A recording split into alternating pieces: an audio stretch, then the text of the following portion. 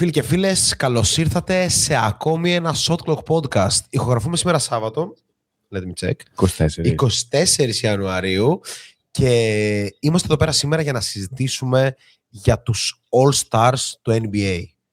Είναι αυτή η περίοδος της σεζόν, φίλοι και φίλες, και θα έχει ετοιμάσει διάφορα ο Δημήτρης Ματζούκας από την Αθήνα. Το τελευταίο διάστημα ο δικός μας All Star εργάστηκε πάρα πολύ σκληρά, θα λέγαμε, για να μπορέσει να φέρει ποιοτικό μπασκετικό περιεχόμενο γύρω από το κομμάτι του All Star Game, και δεν πρέπει να ξεχνάμε ότι ο Δημήτρης Ματζούκας έχει υπάρξει All Star στο παρελθόν. Δεν μπορώ να αποκαλύψω πού, πότε και γιατί. Μιλώντας για All Stars όμως, φυσικά στο σημερινό podcast έχουμε μαζί μας και τον πρόδρομο BT, ένας All-Star των πάγκων του β' τοπικού, ένας άνθρωπος που πραγματικά το τελευταίο διάστημα παραδίδει masterclass και εθεάθη, για όσους στο YouTube, στο Spotify δυστυχώς δεν θα μπορέσετε να το δείτε, αλλά εθεάθη πρόσφατα να σχεδιάζει play το οποίο βγαίνει και να πανηγυρίζει κάνοντας στους παίκτες του αυτό, γιατί είναι ο δικός μας Ζωσέ Μουρίνιο. Φίλοι και φίλες, καλώς ήρθατε λοιπόν. Κάνετε follow και 5 αστεράκια στο Spotify. Κάντε like και subscribe στο Shot Clock Overtime. Και ξεκινάμε. Γεια σου φίλε πρόδρομε. Τι λέει? Καλά φίλε. Καλό το μάτς χθες. Καθόλου καλό. Τουλάχιστον με τα μαύρα πρόβατα λες ή κάποιο το NBA? Τα μάβρα πρόβατα. NBA είδαμε πιο αργά. Δεν ξέρω, λίγο δύσκολο ήταν να το παρακολουθήσεις. Έως πάρα πολύ. Δηλαδή, ένας βασικός λόγος που θέλω να ξεπεράσω τον τερματισμό μου είναι για να, τουλάχιστον στο βαθμό που γίνεται, να μην το βλέπω απ' έξω, ρε παιδί μου. Δηλαδή, τουλάχιστον να λέω. Από μέσα τουλάχιστον έχεις το suspense πιο πολύ. Ξέρεις, μπορεί να μπω, μήπως παίξω καλά και τέτοια. Τώρα να το βλέπω απ' έξω είναι disgusting. Μιλάει, τέλος πάντων. Άργησα να έρθω. Ήρθα προς το τέλος της πρώτης περίοδου. Και το σκορ ήταν 6-2. Και ρώτησα το πρώτο πράγμα που έκανε. Ναι, το πρώτο πράγμα που έκανε ήταν να ρωτήσω τον Σπύριο, του λέω: έχει χαλάσει ο πίνακας? Και μου λέει: όχι, φίλε, έχουμε χαλάσει εμείς. Έχουμε χαλάσει εμείς. Τραυματίστηκε ο καλύτερος μας παίκτης ομολογουμένος στην τρίτη φάση του αγώνα και ενώ έχει σκοράρει, νομίζω, 4 πόντους προσωπικούς. Εντάξει, μας σόκαρε λίγο αυτό, αλλά το πήραμε τουλάχιστον. Ωραία, λοιπόν, εντωμεταξύ δεν μας αφήνουν οι εξελίξεις να ηρεμήσουμε με τίποτα. Ενώ ερχόμουν για το NBA podcast, ξέρεις. Κόρι Τζόζεφ Ολυμπιακό. Γιατί όχι. Κόρι Τζόζεφ, λοιπόν. Ο Κόρι Τζόζεφ του νέου κόσμου όμως μας περιμένει. Δημήτρη Ματζούκα, για πες μας, σε τι φάση βρίσκεσαι, φίλε? Ναι, γιατί να πω ότι συνεχίζει η ροή μηνυμάτων προς εμάς που λέει θέλουμε 2ωρο podcast του Δημήτρη Ματζούκα για τα προσωπικά του εβδομαδιαίως. Οπότε πιστεύω το δίλεπτο recap της εβδομάδας σου είναι κάτι που ενδιαφέρει όλο τον κόσμο. Είναι ξεκάθαρο αυτό. Εντάξει. Μαμά, μπορείς να σταματήσεις να στέλνεις στο Spotify? Δεν θα σου πω. Ναι. Ναι, αυτά τα μηνύματα που λέει, ξέρω εγώ, ισχύει αυτό για το Δημήτρη τις Παρασκευές και τα ναρκωτικά? Ήταν όντως η μάνας του, ρε φίλε. Οπότε αυτό δεν μπορεί να το πει στο podcast προφανώς. Ναι, εντάξει. Ναι. Αυτό μπορεί και να κοπεί. Έτσι. Ξέρουμε όλοι τι μπορεί να κοπεί αυτό. Όχι, ας μείνει. Δεν ξέρω, θα μας πει ο Ματζούκας αν θέλει να κοπεί, όχι.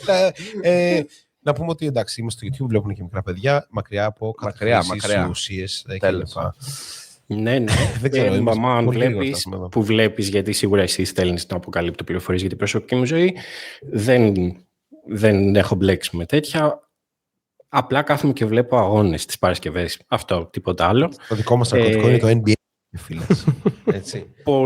Well said. Όσον αφορά τον Κόρι Τζόσεφ. Θέλω να ξεκινήσουμε με κάτι off topic, μπορούμε? Ναι.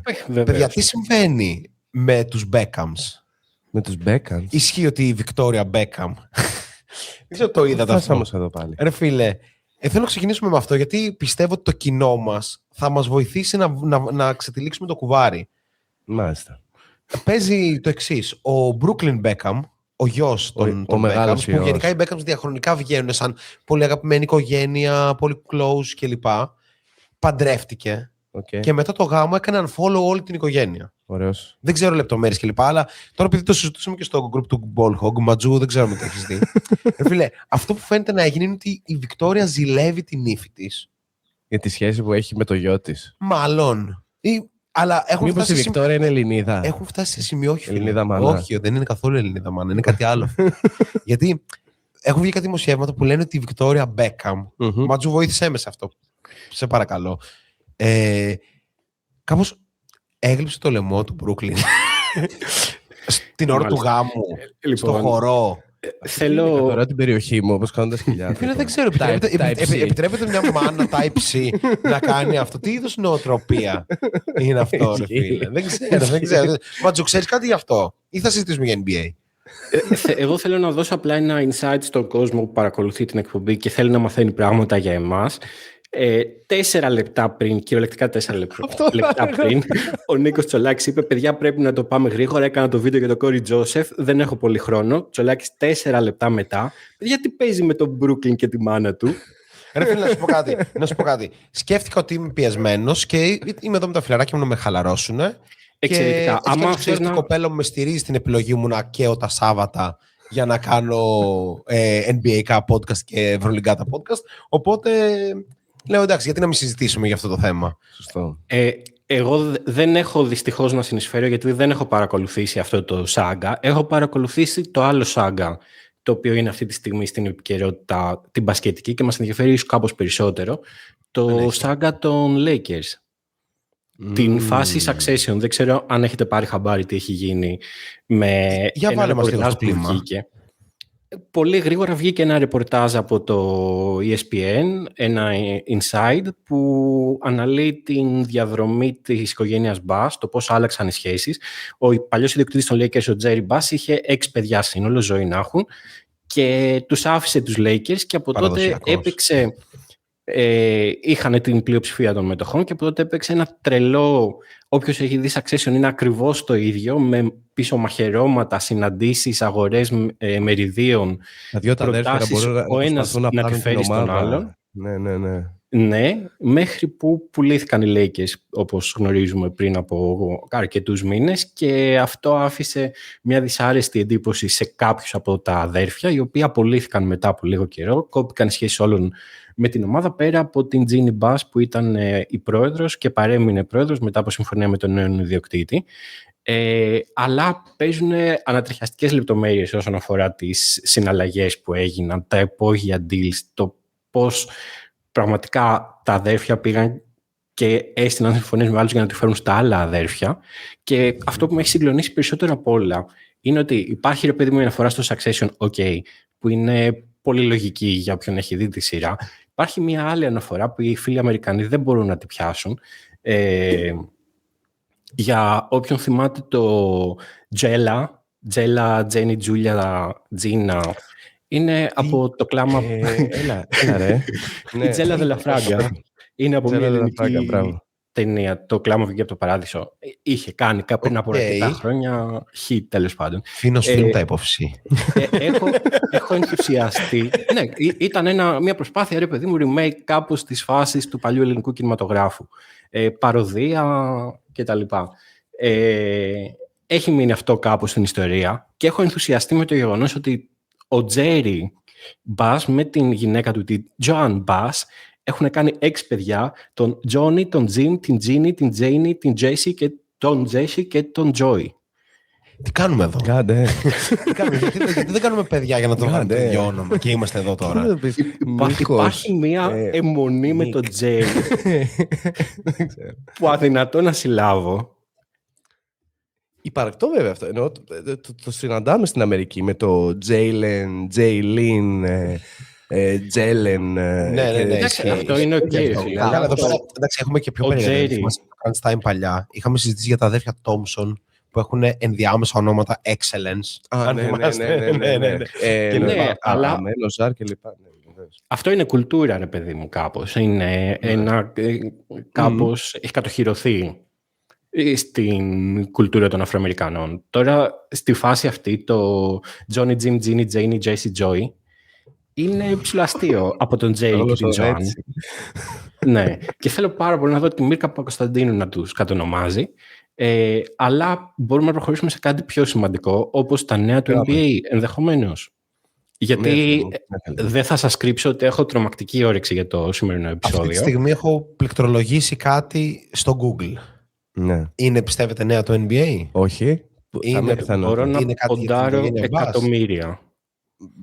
Πιστεύω ακόμα έχεις κολλήσει στο Brooklyn Victoria Saga. Ρε φίλε, είναι τρελό αυτό που σημαίνει. Το μυστηριώδης μήνυμα του Cruz Beckham για τη μητέρα του μέσα στην οικογενειακή κόντρα με τον Brooklyn Beckham. Φίλε, κάποιος πρέπει να γράψει είτε στο YouTube είτε στο Spotify τι συμβαίνει με τους Beckhams, που το μόνο που ξέρω για αυτούς ποιο είναι. Ότι ο David Beckham έχει τρομερό OCD με τις κάλτσες του και κάθε πρωί ξοδεύει 2 ώρες για να διπλώνει όλες τις κάλτσες του ξανά. Από την αρχή. Ναι, αυτό είναι This is ridiculous. This is ridiculous, φίλε. Εντάξει, okay, δεν κρίνουμε βέβαια. Έχει πάρα πολύ ελεύθερο χρόνο. Έχει πάρα πολύ ελεύθερο χρόνο. Εγώ καμιά φορά βλέπω Στίβα με κάλτσες στην καρέκλα, ξέρεις, αυτή στο δωμάτιο και λέω πρέπει να κάτσω. Ο Beckham το κάνει κάθε πρωί. Ίσως αυτή είναι η διαφορά μας και ο Beckham έχει φτάσει και που έχει φτάσει. Ναι. Τροφή για σκέψη. Ναι. Ματζούκα, μήπως ήρθε η ώρα για λίγο NBA, ρε φίλε. Hoops and culture. And culture. And cultures επίσης. Ναι. Λοιπόν, μετά από αυτό το συγκλονιστικό αστείο και μπράβο μου, πάμε στα νέα του NBA, όπου θα τα προσπεράσω αρκετά γρήγορα, παρά το γεγονός ότι υπάρχουν αρκετά, γιατί έχω τρομερή ανυπομονησία για τις λίστες μας. Τι έχουμε χάσει τη τελευταία εβδομάδα? Δεν έχουμε χάσει πολλά. Να αναφέρω ότι οι Knicks, οι οποίοι συνέχισαν αυτό το μεγάλο σερί των ηττών, έκαναν only players meeting κατόπιν εισήγησης του αρχηγού της ομάδας Jalen Brunson, συζήτησαν πράγματα και μετά από αυτό το meeting πήγαν και κέρδισαν τους Brooklyn Nets 120-66, το οποίο είναι λίγο βαρύ. Παρ' όλα αυτά ήταν οι Brooklyn Nets. Δεν ξέρουμε αν οι Knicks έχουν ξεπεράσει την κρίση, αν τα είπανε καλά. Σήμερα παίζουν με Φιλαδέλφια 10 η ώρα. Σήμερα είναι Σάββατο που ηχογραφείτε. Εσείς θα ξέρετε ήδη το αποτέλεσμα. Απέναντι στους Sixers θα δούμε λίγο καλύτερα άμα πέτυχε το meeting ή όχι. Knicks σε κρίση πάντως σε κάθε περίπτωση. Ναι, σε κρίση δεν είναι οι Nuggets οι οποίοι έχουν καταφέρει.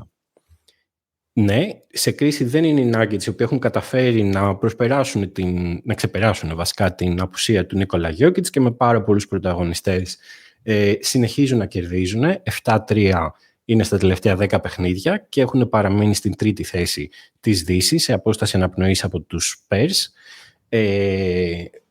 Μένουμε στη Δύση, όπου οι πολύ καλοί και το τελευταίο διάστημα και όλη τη χρονιά Phoenix Suns είδανε χτες δυστυχώς τον Devin Booker να αποχωρεί τραυματίας. Θα δούμε πώς θα πάει αυτό. Παρ' όλα αυτά οι Suns έχουν κάνει το leap και έχουν προσπεράσει τους Timberwolves και έχουν μπει στην εξάδα. Να δούμε αν είναι διατηρήσιμο αυτό το προσπέρασμα, προφανώς με την απουσία του Booker, την ενδεχόμενη απουσία του Booker, θα δυσκολευτούν. Παρ' όλα αυτά, οι Suns παλεύουν για την ζώνη της απευθείας εισόδου στα play-offs. Ποιοι δεν παλεύουν? Οι Pacers, οι οποίοι όμως μετά από 6 νίκες στα πρώτα 25 παιχνίδια έχουν 5 στα τελευταία 10. Ίσως το γεγονός ότι έχουν βρεθεί οι περισσότεροι πλέον υγιείς, παρά προφανώς την εκοφαντική απουσία του Halliburton, δείχνει ότι μπορεί κάτι να αλλάξει και να αρχίσουν να παίρνουν τα πράγματα πιο σοβαρά. Οι Pacers πάντως σίγουρα είναι μια πολύ καλύτερη ομάδα από την θέση στην οποία βρίσκονται. Μια ομάδα η οποία αξίζει τη θέση στην οποία βρίσκεται είναι οι Milwaukee Bucks, οι οποίοι δεν παίζουν ιδιαιτέρως καλά όλη τη χρονιά, με εξαίρεση ίσως τα πρώτα 10 μάτς. Και μέσα σε όλα προσπαθώντας να βρουν ρυθμό, προσπαθώντας να ξεπεράσουν τις συνεχόμενες δηλώσεις του Γιάννη Αντετοκούμπο, ο οποίος μιλάει πάρα πολύ συχνά για τον εγωισμό, την ασοβαρότητα και τον αντιεπαγγελματισμό των συμπαικτών του. Που ισχύουν όλα. Ισχύουν όλα. Είναι τραγική η κατάσταση. Αλλά παρόλα αυτά, δυστυχώς, ο Γιάννης έπεσε χτες θύμα ενός νέου τραυματισμού. Μας ανακοίνωσε από μόνος του, κατάλαβε τι ήταν. Ήταν πάλι γάμπα, πάλι 4 με 6 εβδομάδες εκτός. Δύσκολα τα νέα για τους Bucks. Και να δούμε πώς θα επηρεάσει αυτό την ενδεχόμενη μεταγραφή του. Γενικά όλο το NBA εδώ και πάρα πολύ καιρό κινείται σε ρυθμούς ανταλλαγής Γιάννη. Όλες οι συζητήσεις αφορούν με έναν τρόπο την ανταλλαγή Γιάννη. Είχαμε πει και την προηγούμενη εβδομάδα ότι υπήρχε το inside info ότι όλες οι ομάδες έχουν έτοιμα trades, τα οποία όμως δεν τραβάνε τη σκανδάλη μέχρι να δουν τι θα γίνει με το Γιάννη, ώστε να μπορέσουν να μπουν στο παιχνίδι της απόκτησής του. Να το συζητήσουμε.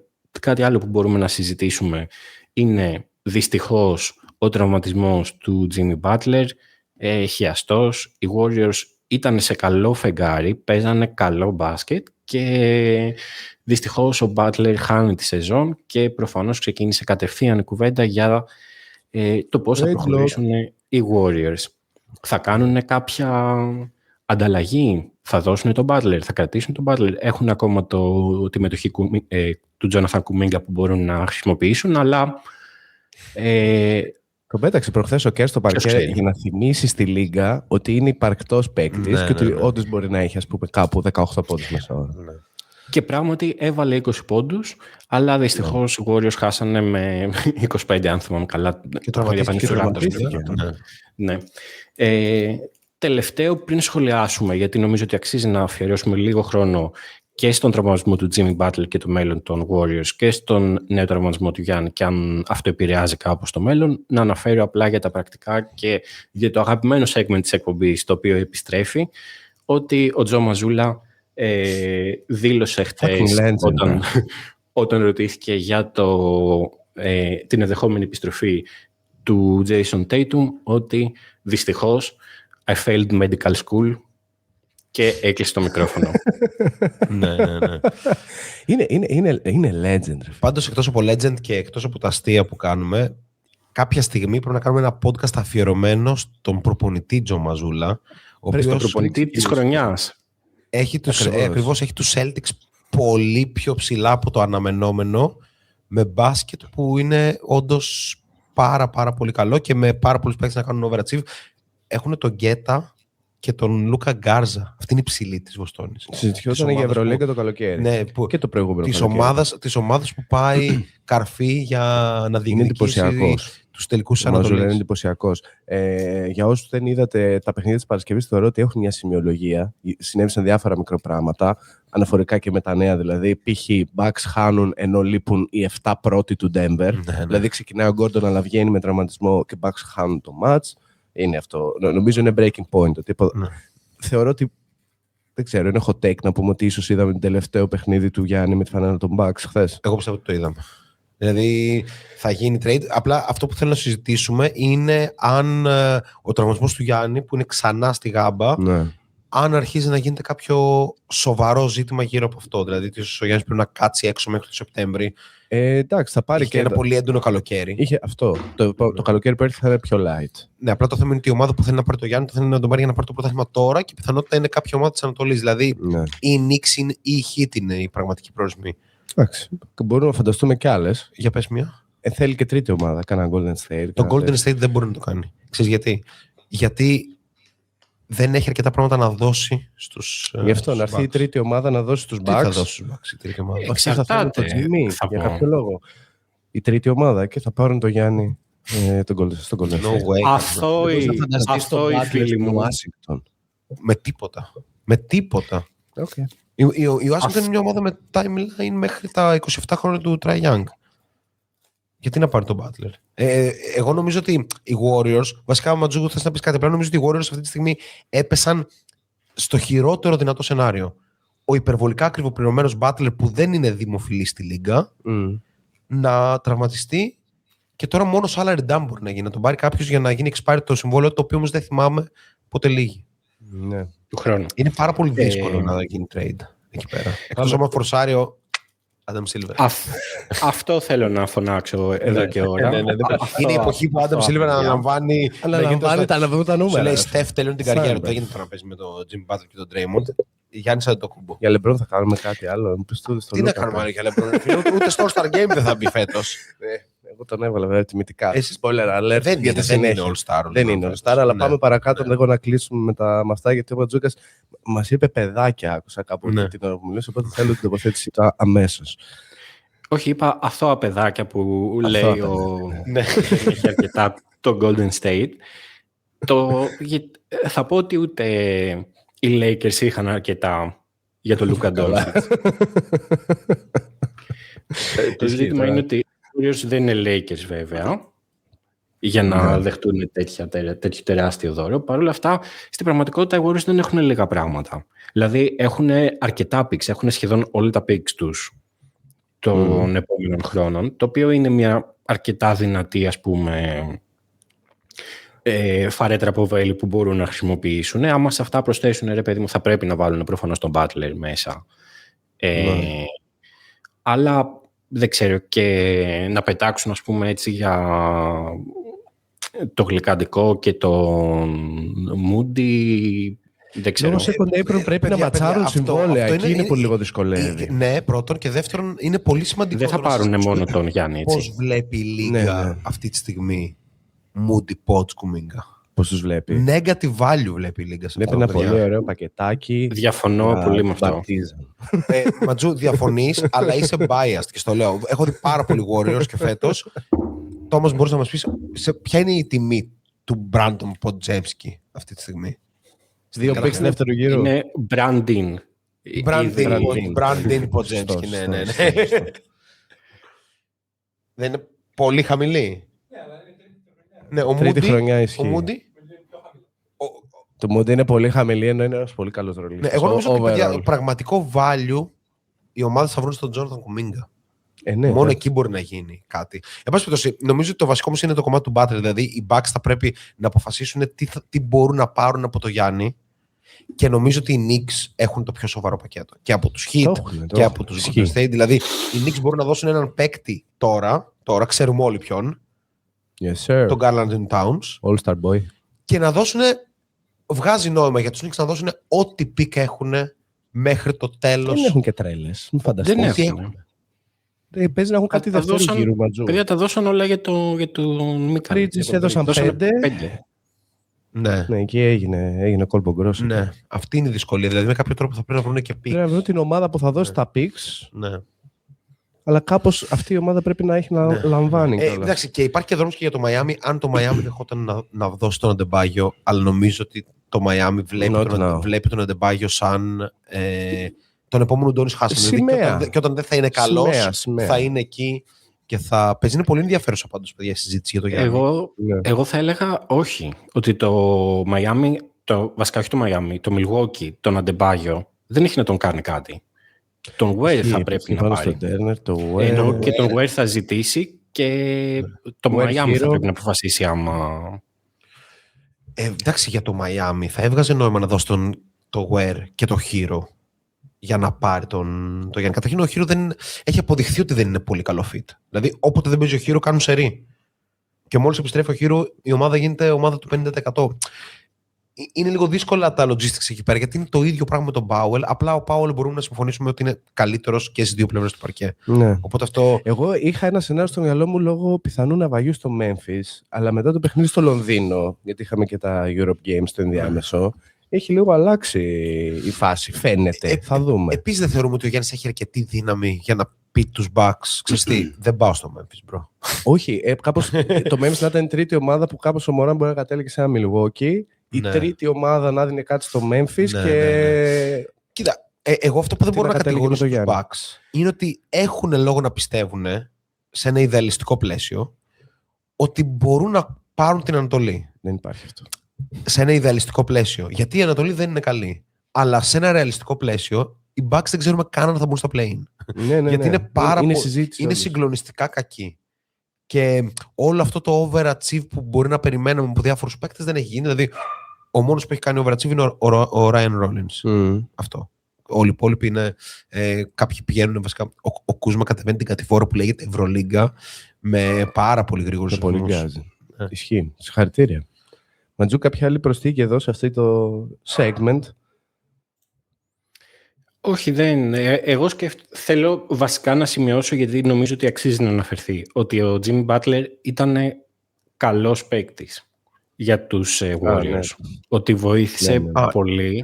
Ότι, παιδί μου, όλα τα νούμερα τον βγάζουν... για μένα δηλαδή θα ήταν υποψήφιος για το All-Star. Ξεκάθαρα. Όχι και τόσο. Λίγο, αυτό το είπε και ο Ζακ Λόου στο podcast του. Σε ένα tier ακριβώς έξω από το All-Star. Αλλά έχει και πολύ δυνατό PR στη Λίγκα ο Τζίμι. Είναι σχέτη υπερβολή. Η θέση του Warriors λίγο είπες ότι ήταν από τους πιο μισθητούς, ας πούμε. Όχι, βέβαια το σε επίπεδο παιχτών. Σε αυτούς που χτίζουν ομάδες. Στους δημοσιογράφους είναι υπερβολικά αγαπητός. Είναι επικοινωνιακός. Ναι, αλλά να πω κάτι. Οι Warriors τι θέση είναι? Νομίζω 9. Να πω ότι οι Warriors χωρίς τον Κάρι με τον Curry on-off στο παρκέ είναι περίπου στο ίδιο. Βασικά είναι λίγο καλύτερη με τον Curry εκτός. Με τον Butler εκτός πέφτουν περίπου 9 πόντους. Είναι πολύ μεγάλο. Ναι. Ο Butler έχει οδηγήσει πάρα πολύ την ομάδα αυτή. Έχει σηκώσει δηλαδή βάρος. Αυτό οφείλεται πάρα πολύ και στο ότι έτσι όπως είναι χτισμένοι οι Warriors έχουν ανάγκη έναν παίχτη σαν τον Butler. Έχουν ανάγκη το φτερό που μαρκάρει πολλές θέσεις κλπ. Αλλά το ρεαλιστικό σενάριο, Ματζού, είναι ότι οι Warriors φτιάχτηκαν για πρωταθλητισμό και είναι 8η χωρίς ιδιαίτερες βλέψεις να μπουν στην εξάδα. Ναι, όχι. Αυτό, η Δύση έχει σκιστεί στα 2 τώρα. Ακριβώς. Στο 6. Επομένως είναι πολύ μακριά το να θεωρηθεί ο Butler των 19 πόντων μέσο όρο. 20 μην το κόβεις. Αλλά, ρε παιδί μου, εντάξει, από την άλλη να πω ότι για μια ομάδα που παίζει χωρίς ψηλούς, χωρίς κανέναν actual ψηλό, εντάξει, δεν τα πάνε τόσο άσχημα. Και υπάρχει πάντα το ενδεχόμενο με τους Warriors, που το έχουμε δει αρκετές φορές, και με τον Butler ξεχωριστά, που επίσης το έχουμε δει πολλές φορές, να πατήσουν εγκάζ στα play-offs. Για τον Butler, ειδικά, αυτό είναι μια συνθήκη. Έχει μια τριετία. Το 22, έχουν περάσει πολλά χρόνια από τότε. Ναι, απλά λέω ότι είναι κάτι το οποίο το έχει κάνει στο παρελθόν. Δεν λέω ότι απαραίτητα θα το ξανακάνει. Επίσης, να πούμε ότι στο παρελθόν δεν έπαιζε μέσα στη σεζόν, που φέτος έπαιξε. Βέβαια, έπαιξε όλα τα παιχνίδια και έπαθε χιαστό. Αλλά τέλος πάντων, ίσως έκανε κάτι σωστά που δεν έπαιζε. Ναι. Ας μην τεστάρουμε τώρα την υπομονή μου με το να συζητήσουμε για τον Butler. Ναι. Να κάνω την παρένθεση μόνο για το κοινό και να πω ότι 5 Φεβρουαρίου είναι η NBA Trade Deadline. Στις 8:30 στο κυρίως μας κανάλι, στο Shot Clock, έχει ήδη συσταθεί και έχουν συμφωνήσει άπαντες η All-Star ομάδα της NBA Trade Deadline που φιλοξενούμε κάθε χρόνο με πάρα πολύ χαρά. Περιλαμβάνει προφανώς εμάς, τον Δημήτρη Μαντζούκα, έτσι. Pick and Popa, Shake and Bake, Χάρη Γιαννόπουλο, έτσι. Έχει γίνει νίκη σε Βασίλη Παπανδρέου. Είπε, θα δω αν δεν είμαι για σκι. Έτσι. Νομίζω δεν ξεχνάω κάποιον.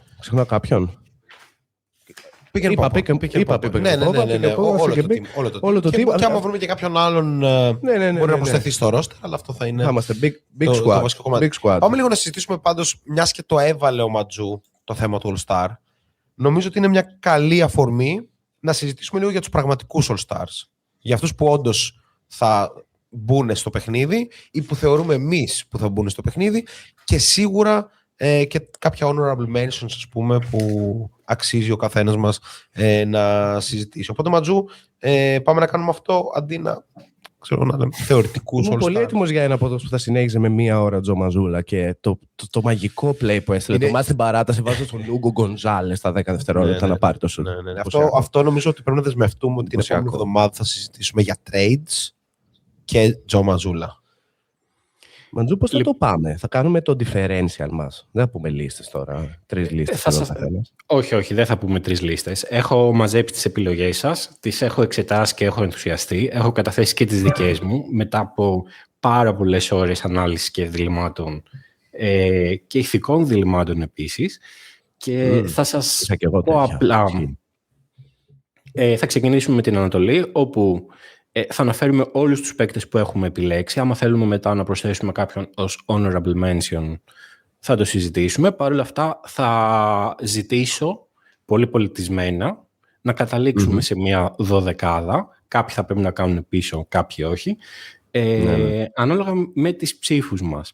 Μπορώ να σας πω, και ξεκινάμε επίσημα την ανακήρυξη των All-Star. Θα ξεκινήσουμε από την Ανατολή. Θα αναφέρει ότι ο Γιάννης Αντετοκούμπο, ο Κέιτ Κάνιχαμ, ο Ταϊρής Μάξι, ο Τζέιλεν Μπράνσον και ο Τζέιλεν Μπράουν είναι οι βασικοί στην Ανατολή, έχουν ανακηρυχθεί από το NBA και θα πω ότι δεν διαφωνούμε κάπως ή μπορεί να διαφωνούμε. Εγώ θα διαφωνούσα μένα, αλλά δεν μας πειράζει. Θα αναφερθεί ενώ στη συνέχεια είναι ο έκτος All-Star.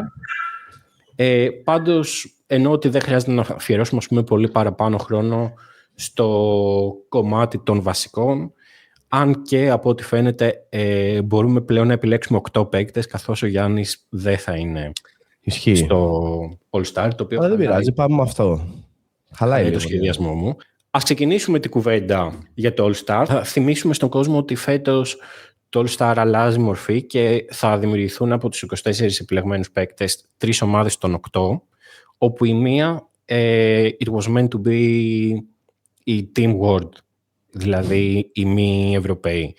Τώρα χωρίς Γιάννη χάνουν έναν από τους παίκτες που θα την απάρτηταν. Αυτό σημαίνει ότι κάποιοι χαίρονται, θα τους δούμε στη συνέχεια, γιατί πρέπει να βρεθούν 8 πολίτες του κόσμου που θα συμμετάσχουν. Θα ξεκινήσω με την Ανατολή. Έχουμε όλοι βγάλει από κάποιες επιλογές τις οποίες έχουμε στείλει σε εμένα. Τις έχω εξετάσει προσεκτικά. Με πραγματικούς All-Stars. Με πραγματικούς All-Stars.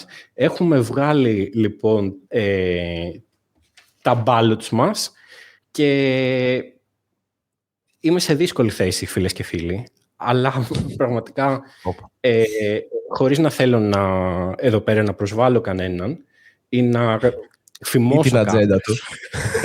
Είμαι στην πολύ δύσκολη θέση να ζητήσω από τον Νίκο να αποχωρήσει από την εκπομπή. Τι?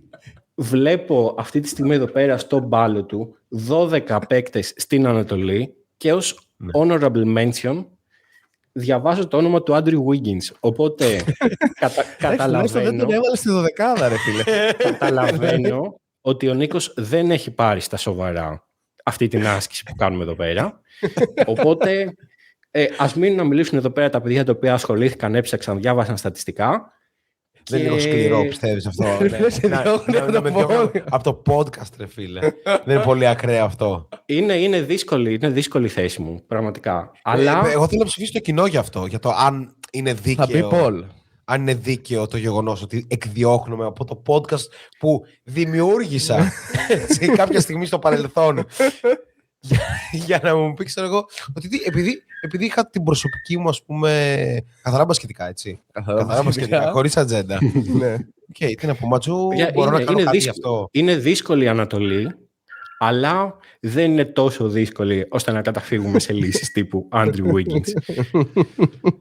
Θα επανέλθω. Εγώ θα αναφέρω, θα μοιραστώ με τον κόσμο τις επιλογές σου και θα κρυθούμε όλοι. Ωραία. Θα πω ψέματα.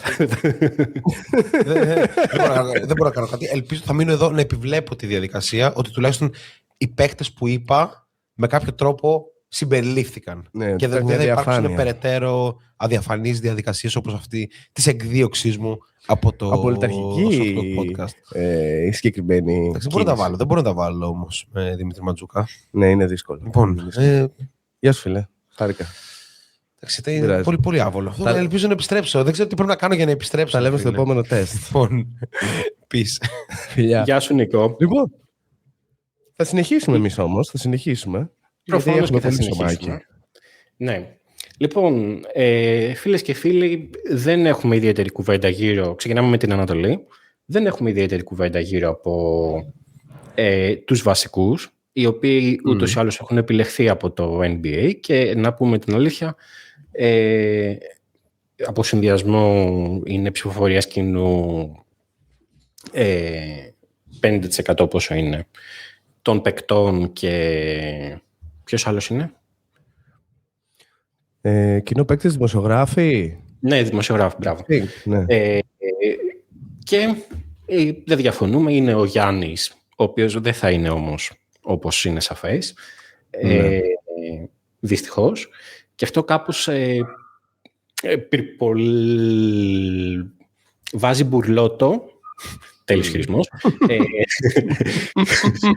την κουβέντα για το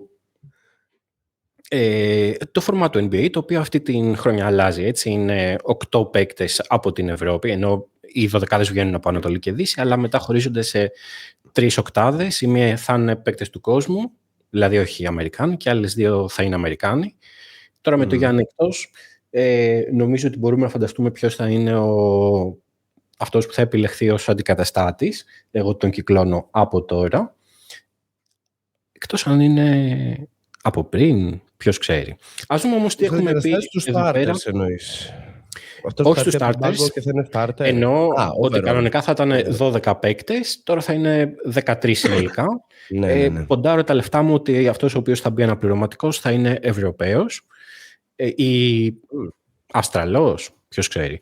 Λοιπόν, Γιάννης είναι στους βασικούς, ο Κέιντ Κάνιγχαμ σε φανταστική χρονιά είναι στους βασικούς, ο Ταϊρίζ Μάξι σε ακόμα πιο φανταστική χρονιά είναι στους βασικούς, ο Τζέιλεν Μπράουν δεν θα μπορούσε να μην είναι και ο Τζέιλεν Μπράνσον ίσως θα μπορούσε να μην είναι. Προφανώς θα ήταν All-Star σε κάθε περίπτωση, αλλά νομίζω υπάρχει εδώ πέρα και η υποψηφιότητα του Donovan Mitchell που θα μπορούσε να διεκδικήσει θέση του βασικού. Τι πήρε ο Μπράνσον τελικά? Εντάξει, στα ίδια περίπου κυμαίνονται σε επίπεδο αξιώσεων. Θα ήθελες Μίτσελ? Αυτή τη στιγμή ναι, παρότι στο πικ των δύο παικτών θα επέλεγα τον Μπράνσον. Νομίζω ότι αυτή τη στιγμή ο Ντόνοβαν πέρασε και ένα δύσκολο φεγγάρι, το Cleveland, όπου συζητούσαμε και εδώ 2-3 podcast σερί. Πρέπει να δώσουμε λίγο χρόνο στον Garland πριν μπούμε σε μια βαθιά συζήτηση. Η αλήθεια είναι ότι από ένα σημείο και μετά λίγο κάπως το Cleveland το έστρωσε. Δεν είμαι σίγουρος, αλλά αυτό είναι συζήτηση για μια άλλη στιγμή για το κατά πόσο είναι δομικά προβλήματα κατασκευαστικά του roster και όχι μόνο τα on and off του Garland, οι μικροτραυματισμοί του, το πώς βλέπει τον εαυτό του μέσα στο φλό της επίθεσης του Cleveland κλπ. Δηλαδή, ακόμα έχω τους προβληματισμούς μου για τον Evan Mobley, τον οποίο υπεραγαπούσα από την αρχή. Οι πιο παλιοί, ίσως το θυμάστε, από τον draft του και το θεωρούσα κάτι πολύ εντυπωσιακό για τη λίγκα. Δεν με έχει επιβεβαιώσει στο επιθετικό κομμάτι σε αρκετά μεγάλο βαθμό. Η αλήθεια είναι ότι σε σχέση με πέρσι δείχνει όλο και πιο ρολίστας, αλλά κλείνω την παρένθεση για να μην φλιαρίσω. Θα έβλεπα Μίτσελ βασικό. Νομίζω ότι και εγώ θα έβλεπα Μίτσελ βασικό. Παρ' όλα αυτά μπορούμε να συμφωνήσουμε ότι είναι ο έκτος All-Star και είναι και ένας παίκτης τον οποίο έχουμε ψηφίσει και οι τρεις, οπότε μπαίνει κατευθείαν στη λίστα. Ένας άλλος παίκτης που έχουμε ψηφίσει και οι τρεις είναι ο Τζέιλεν Τζόνσον, τον Atlanta Hawks, σε μια πολύ δυνατή χρονιά. Γιατί αν κάποιος δεν τον είχε ψηφίσει θα είχαμε πρόβλημα. Ναι, θα έλεγε κάποιος. Παρ' όλα αυτά αυτός είναι και ο τελευταίος παίκτης τον οποίο έχουμε ψηφίσει και οι τρεις. Από εκεί και πέρα, no spoilers, αλλά γίνεται χαμός. Και πίστευα ότι η Ανατολή ήταν σχετικά εύκολη κιόλας. Αλλά κάποιοι πήγαμε εδώ πέρα να το ανατινάξουμε. Μου φαίνεται περίεργο. Τζέιλεν Τζόνσον, μία κουβέντα. Όχι, πες εσύ μία κουβέντα για τον Τζέιλεν πριν πάμε στα δύσκολα. Νομίζω. Το χθεσινό παιχνίδι, το παιχνίδι της Παρασκευής, έδωσε λίγο τον τόνο του τι σημαίνει. Μιλάω για το παιχνίδι κόντρα στους Suns, που βέβαια εντάξει δεν υπήρχε ο Devin Booker με τον πρόσφατο τραυματισμό του. Αλλά λίγο η Ατλάντα, τουλάχιστον σε αυτό το παιχνίδι, και ίσως είναι ένα καλό μπούσκι για τη συνέχεια, και έρχεται και ενώνεται λίγο και με αυτό που είπα στην αρχή, ότι η χθεσινή βραδιά σε αυτά που έγιναν στα μάτσα έχει μια σημειολογία για τη συνέχεια της Λίγκας. Ίσως η Ατλάντα κατάλαβε το πόσο μέγεθος έχει και το τι άμυνα μπορεί να παίξει. Και όταν μπορεί να κάνει αυτό και έχει τον Τζόνσον στο ρόλο της απόφασης και ένα βετεράνο σαν τον Μακόλουμ στο δεύτερο χειρισμό, έχει ενδιαφέρον η ομάδα του Σνάιντερ, που θα είναι ωραίο για τη Λίγκα και ειδικά για αυτήν την Ανατολή να βρει ρυθμό και ρότα, γιατί in theory μπορεί να μην έχει το βάθος, αλλά έχει πολλούς ποιοτικούς παίκτες και μπορεί να βρει μια ωραία συνέχεια. Πάντα γύρω από τον Τζέιλεν Τζόνσον, από τη στιγμή που τέλος πάντων, ήρθε το πλήρωμα του χρόνου και πάρθηκε απόφαση ότι θα συνεχίσει χωρίς τον Trae Young. Νομίζω ότι ο Τζόνσον το κέρδισε να θεωρείται το franchise cornerstone και σίγουρα κέρδισε τον All Star 100%, θα λέει κανείς. Νιώθω αφενός ότι αν ο Μπούκερ είχε μείνει στο χτεσινό παιχνίδι και δεν είχε τραυματιστεί στη τρίτη περίοδο, θα ήταν άλλη μια ήττα των Atlanta Hawks, καθότι πήγε στην κόψη του ξηραφιού και ο Μπούκερ εκεί συνήθως αναλαμβάνει δράση. Τώρα ήταν πολύ πιο δύσκολα τα πράγματα για τους Suns. Παρ' όλα αυτά, στη γενική ιδέα συμφωνώ, αν και ακόμα δεν είμαι 100% πεισμένος για το potential του Johnson. Δηλαδή, πολύ ωραία νούμερα, πολύ ωραίες κινήσεις, που δεν λέω ότι δεν είναι ένας πολύ πολύ δυνατός, ένας all-star βασικά, Αλλά δεν είμαι σίγουρος ότι είναι παίκτης ο οποίος μπορεί να οδηγήσει η ομάδα στην καταξίωση. We'll see. Είναι νωρίς ακόμα, ναι. Τώρα κάνει τα βήματα και είναι η εξέλιξή του πολύ έτσι, σωστή τέλος πάντων, όπως θα έπρεπε να είναι. Ναι. Τι? Και ταχύρυθμη θα έλεγα. Είναι ταχύρυθμη. Βασικά έκανε το άλμα σχετικά αργά. Σχετικά, τέλος πάντων. Ενώ, ρε παιδί μου, τα πρώτα 2 χρόνια δεν ήταν τόσο πολύ ενθαρρυντικά.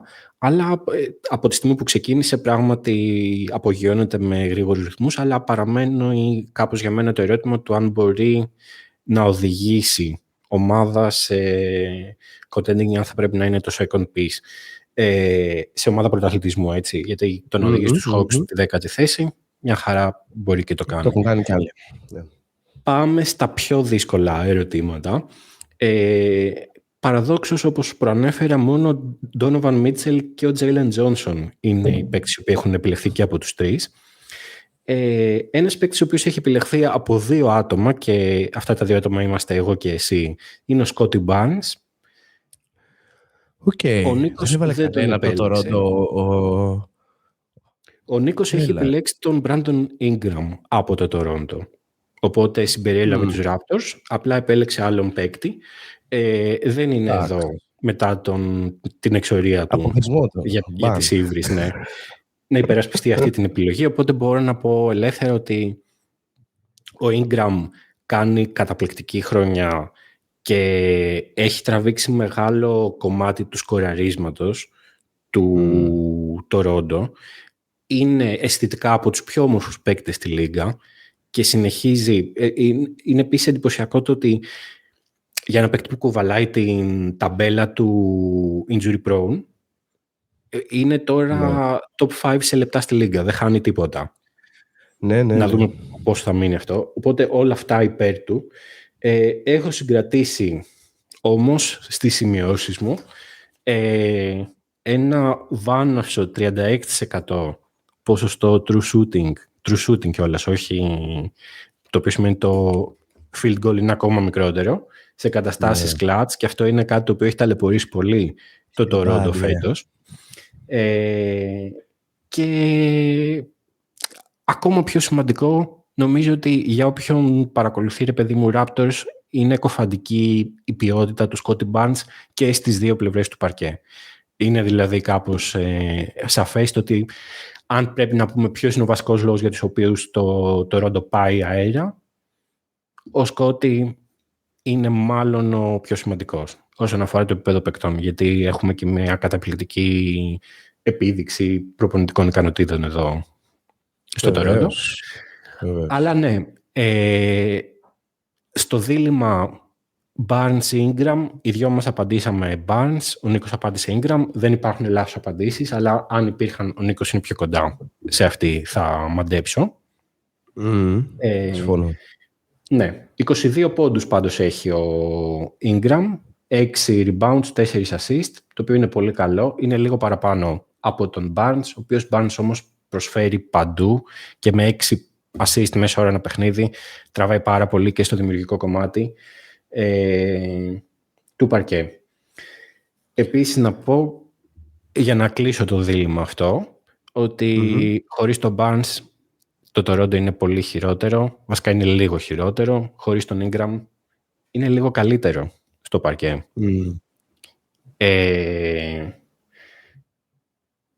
Δεν ήμουν όμως εδώ, Νίκος, να μας πει πόσο εξαιρετικός είναι ο Brandon Ingram, οπότε μπορούμε να προχωρήσουμε στην επόμενη επιλογή που είναι δική σου, πρόδρομε. Ποιον? Βασικά όχι, θα πάω πρώτα σε αυτούς που είναι, που είναι 2. Και πάμε στους πιο κοινούς. Ναι, είναι δική μας. Είναι ο Michael Porter Jr. Ο Νίκος δεν τον έχει επιλέξει. Θες να μας πεις γιατί ο Michael Porter Jr. είναι... Ναι. Γιατί σκοράρει τα κέρατά του. Πες το αυτό. Ακριβώς. Νομίζω δεν υπάρχει κάτι άλλο να πούμε στην πραγματικότητα για τον παίκτη ο οποίος ηγείται της 3ης χειρότερης ομάδας Ανατολής, ό,τι και σημαίνει αυτό. Όντως δεν... Ρε παιδί μου, στην πραγματικότητα αυτό που έχει καταφέρει ο Porter φέτος φεύγοντας από τον Denver είναι ότι με την ίδια συνέπεια λεπτών, αλλά με παραπάνω προσπάθειες και προφανώς αυξημένο usage και ρόλο, έχει συντηρήσει την αποτελεσματικότητά του σε ένα μεγαλύτερο volume. Νομίζω ότι αυτό αυτομάτως σε αυτή την ανατολή σε βάζει πάρα πολύ ενεργά συζήτηση. Αντιλαμβάνομαι ότι υπάρχουν αρκετά ακόμα ονόματα και ίσως αν βλέπαμε όλο τον χάρτη των δικών μου All-Stars, μπορεί να βλέπαμε με έναν τρόπο, και το σκεφτόμουν αυτό κλείνοντας τη λίστα μου, γιατί ήταν ο τελευταίος που έβαλα στην Ανατολή, ότι υπάρχει μια διαφοροποίηση στα κριτήρια, αλλά για μένα το All-Star Game πάντα είναι λίγο ένας χάρτης. Πρέπει να έχεις λίγο απ' όλα. Πρέπει να έχεις και λίγο απ' τα κάτω ράφια ομάδες και παίκτες οι οποίοι έχουν το BAM. Κατά καιρούς το βλέπουμε και το έχουμε δει. Έχουμε δει το Larry Markkanen All-Star στη Utah και πολλούς άλλους προφανώς. Πολύ ποιοτικός βέβαια ο Markkanen, δεν το λέω. Είναι ο καλύτερος από τον Porter. Αλλά θες λίγο το μαρκετίστικο της υπόθεσης. Θες λίγο το ότι πρέπει να έχουμε και ένα παίκτη ο οποίος γράφει αριθμάρ σε κακή ομάδα. Βέβαια δεν είναι ο μόνος μου, απλά ο δεύτερος που έχω είναι σε πολύ καλύτερη μοίρα αυτή τη στιγμή θα πω. Michael Porter Jr. με 26,5 αν δεν κάνω λάθος τώρα top of my head πόντους μέσω όρο και κάπου στα 7 rebound με εξαιρετικό efficiency, σταθερός όπως πάντα. Ναι, έχει όλους τους λόγους του κόσμου να μας απασχολεί στα εξωμπασχετικά, γιατί αυτά τα οποία λέει είναι πάρα πολλές φορές αηδίες, αλλά δεν μπορώ παρά να χαιρετήσω την ικανότητά του στην καλαθοσφαίριση, δίνοντάς του την ψήφο μου για το All-Star Game, όπως και εσύ. Αυτά. Εξαιρετικά. Εμένα δεν ήταν ο 12ος παίκτης. Εμένα ήταν ο 8ος ένατος που κλείδωσα. Ναι, ήταν αρκετά νωρίς. Στην πραγματικότητα, εδώ πέρα, χωρίς να νιώθω καμία υποχρέωση να βάλω παίκτες από όλες τις ομάδες ή και από το κάτω ράφι, τέλος πάντων, προσπάθησα απλά να βρω actually τους καλύτερους παίκτες, τους που το αξίζουν περισσότερο. Παρά το ότι μπαίνουν προφανώς πάρα πολλά κριτήρια στην κουβέντα. Δηλαδή, πρέπει να κάνεις ένα adjustment για τις καλές ομάδες, να ανταμειφθούν αυτοί που παίζουν πολύ καλά σε ομάδες που κερδίζουν, να υπολογίσουμε το πώς παίκτες που παίζουν σε ομάδες που κερδίζουν εύκολα παίζουν ενδεχομένως λιγότερο γιατί έχουν καλύτερο supporting cast, οπότε τα νούμερα τους θα ήταν αυξημένα αν παίζανε ας πούμε αλλού, αλλά θυσιάζουν πράγματα στο παιχνίδι τους. Δεν είναι εύκολη εξίσου σε καμία περίπτωση και μπαίνουν πάρα πολλά υποκειμενικά κριτήρια. Στην περίπτωση του Porter νομίζω ότι δεν μπαίνουν τόσα πολλά. Είναι απλά θεαματικός, όσο περίεργος και αν είναι, ας πούμε, στην πραγματική ζωή. 25,5 πόντι μέσο όρο, 7,5 rebounds, 3,2 assist. Το Brooklyn με τον Porter μέσα είναι μια average ομάδα. Είναι μια ομάδα η οποία θα κέρδισε περίπου το 50%. Είναι ακριβώς το ίδιο, δηλαδή, ίσο offensive rating. Όταν βγαίνει από το παρκέ, το Brooklyn καταρρέει στο επιθετικό κομμάτι, το defensive rating του είναι, ας πούμε, το ίδιο, αλλά σκοράρει απίστευτα πιο δύσκολα και είναι πάρα πολύ εύκολο να εξηγηθεί με δεδομένο ότι ο Porter σκοράρει από παντού με τα πιο δύσκολα shoot στο NBA αυτή τη στιγμή. Ενώ είναι actually τα περισσότερα contested shots στο NBA.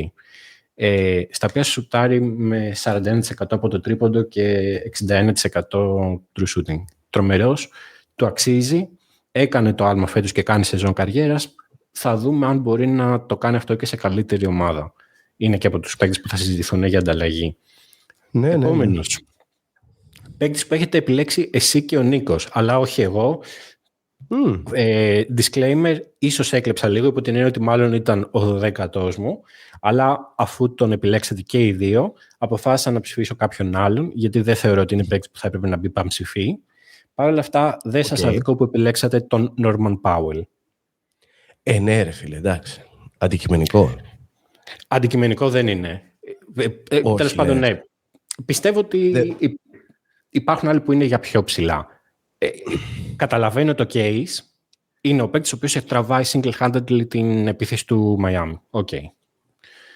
Δεν είναι μια πολύ καλή επίθεση από την άλλη. Δηλαδή, τραβάει single-handedly χωρίς να είναι θεαματικός. Δεν είναι δηλαδή Porter Jr. που βάζει 26 πόντους. Ο Powell με 23 πόσο είναι και μέτρια τα υπόλοιπα 3,7-2,7 rebound assist. Να είναι σε μια μέτρια ομάδα. Θα το αφήσω εκεί. Γιατί αξίζει να είναι αυτό all-star. Εντάξει. Εμένα λίγο πιο πολύ το eye test με έχει πείσει για τον Powell. Μπορεί κανείς να πει ότι είμαι biased γιατί τον έχω σε μία από τις fantasy ομάδες μου και με έχει κουβαλήσει τρελά γιατί τον είχα πάρει πολύ νωρίς. Ναι, μπορεί να το πει.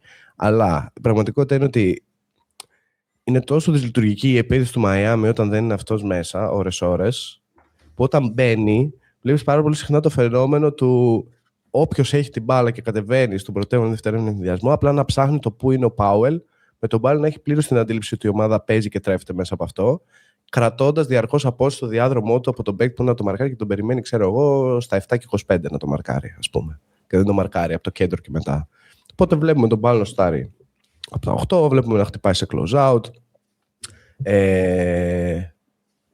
Νομίζω overall το ότι κάνει τα ίδια πράγματα με μεγαλύτερο usage στο ίδιο βαθμό αποτελεσματικότητας σε μια επίθεση που είναι πολύ πιο πολύ το focus από μια επίθεση όπως πέρσι π.χ.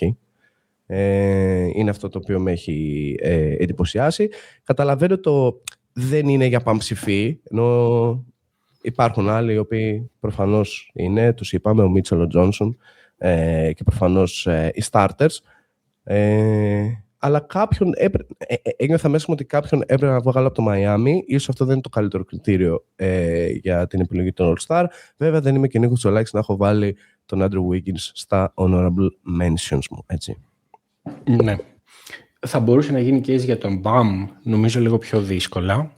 Λίγο πιο δύσκολα. Ναι. Παρ' όλα αυτά, όπως εξήγησα, το δέχομαι απόλυτα και πολύ πιθανό να τον έβαζα και εγώ στο 10ο, οπότε σίγουρα ο Powell περνάει στην επόμενη φάση και γίνεται ο 10ος All-Star μας. Ο 9ος μάλλον, συγγνώμη. Και πάμε στον τελευταίο. 9ος εννοώντας χωρίς το Γιάννη, έτσι. Ενώ έχουμε αφαιρέσει το Γιάννη. Και είπαμε Μίτσελ, Τζόνσον, είναι ο 10ος. Σκόντι Μπάρνς. Ναι, είναι ο 10ος. Και αυτό σημαίνει ότι στενεύουν πολύ τα περιθώρια.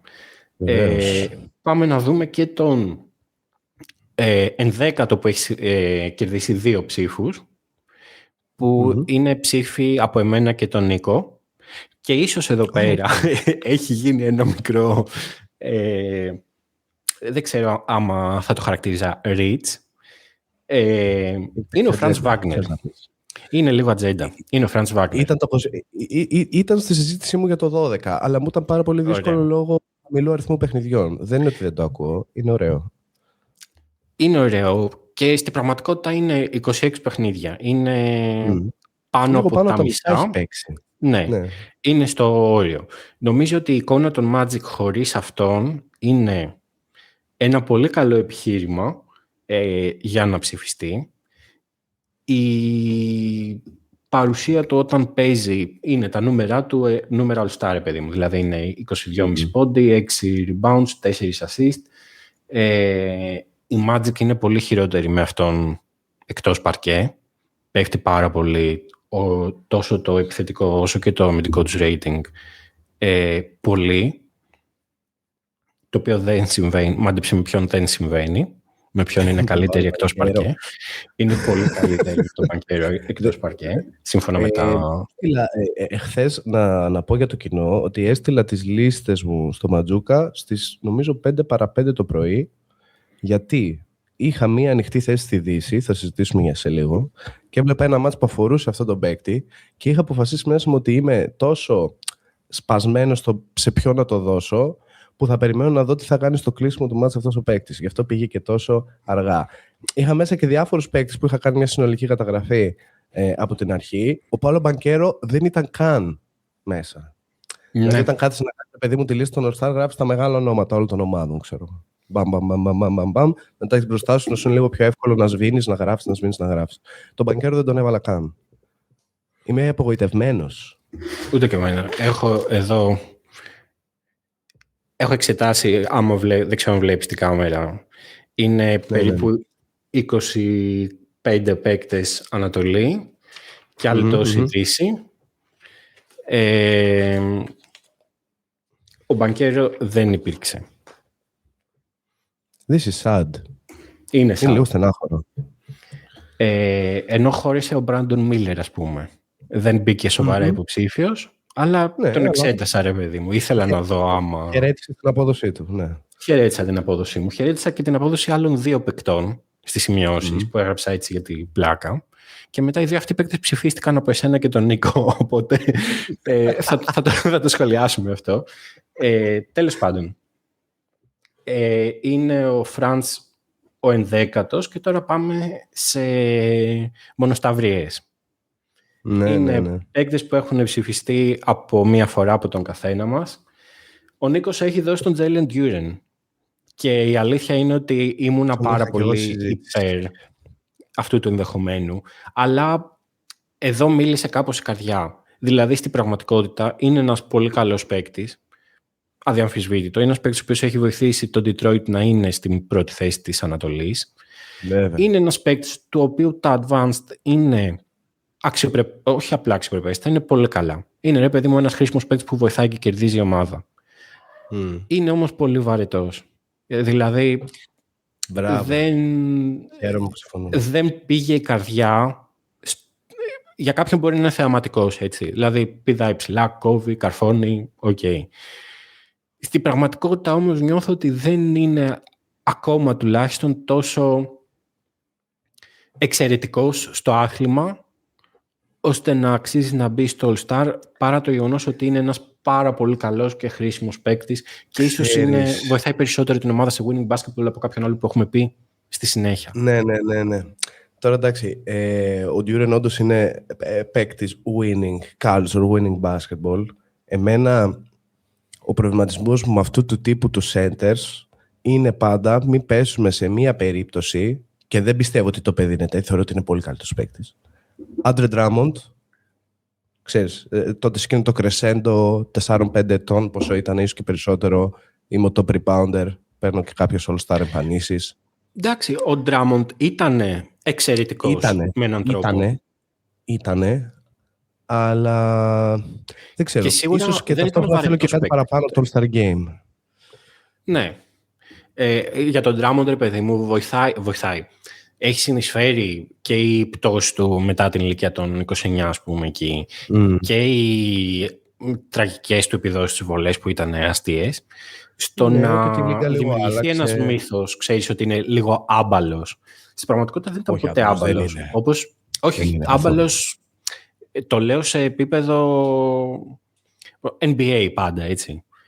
Δηλαδή, κατάλαβες ότι είναι ένας τύπος ο οποίος απλά πηδάει ψηλά, ξέρω εγώ, και καμία σχέση. Όπως επίσης το rebounding του είναι legendary, είναι ασύλληπτο το πώς έπαιρνε. Αλλά τέλος πάντων, δεν ξέρω αν ο Duren μπορεί να κάνει παραπάνω άλματα. Είναι πολύ μικρός ακόμα, αλλά το ακούω από τον Νίκο ως πρόταση για All-Star.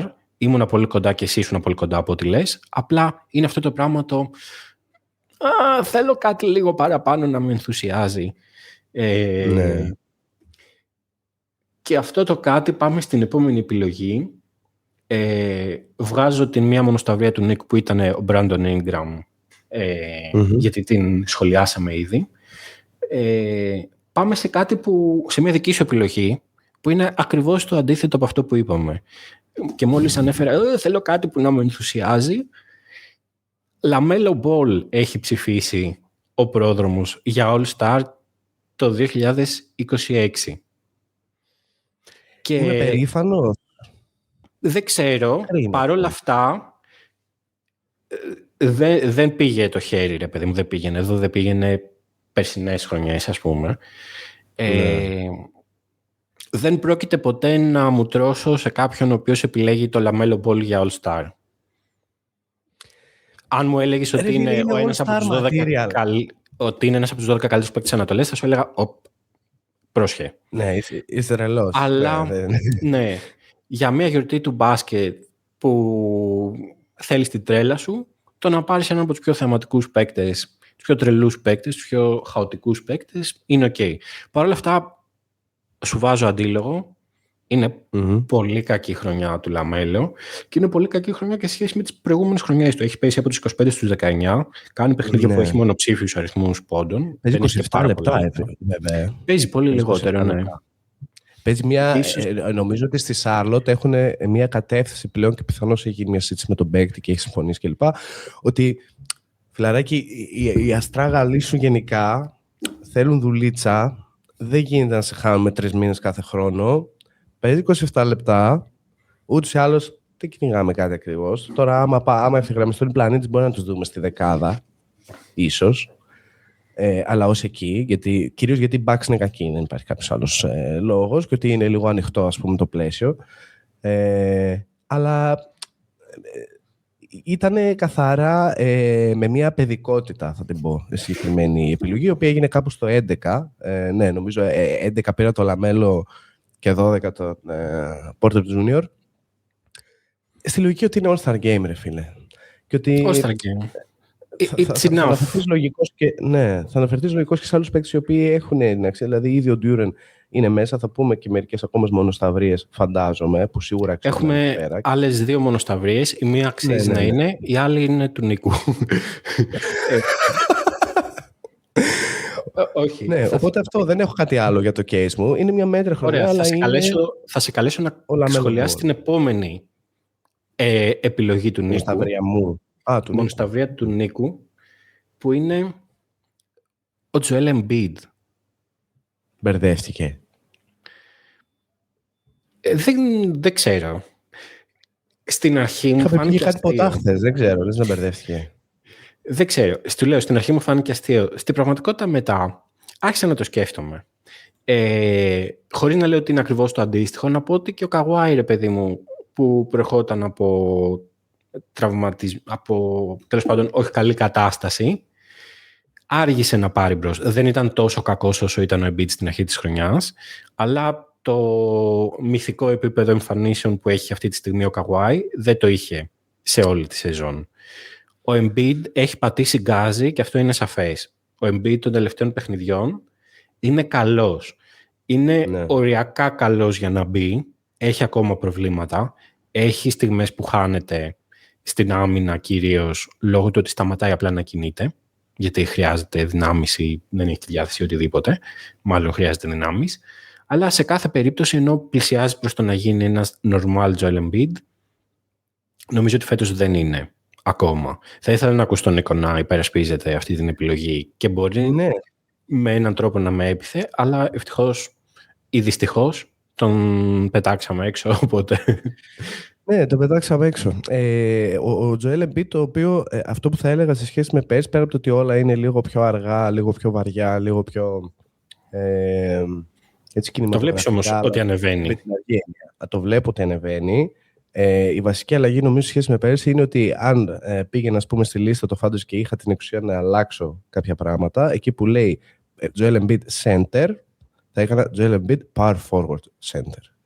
Νομίζω ότι είναι πλέον σαφές ότι και ειδικά με κάτι λεπτά που βλέπουμε εκεί με έτερο ψηλό από δίπλα, ότι ο Joel Embiid έχει μια τέτοια προσέγγιση στο πώς κινείται, παίρνει touches, οτιδήποτε στο παρκέ, η οποία τον έχει απομακρύνει. Δεν έχω το στατιστικό προφίλ αυτού του πράγματος με αριθμούς μπροστά μου, το λέω καθαρά με το eye test, τον έχει απομακρύνει όλο και περισσότερο από το καλάθι. Και από οτιδήποτε μπορεί να περιλαμβάνει έκρηξη ή επαφή. Και είναι πάρα πολύ λογικό όταν στα 31 σου έχεις περάσει αυτά που έχει περάσει τα γονατάκια και η μεσούλα του γίγαντα Τζοέλ. Έχει προσαρμοστεί πάρα πολύ σε αυτό, εγώ θα πω.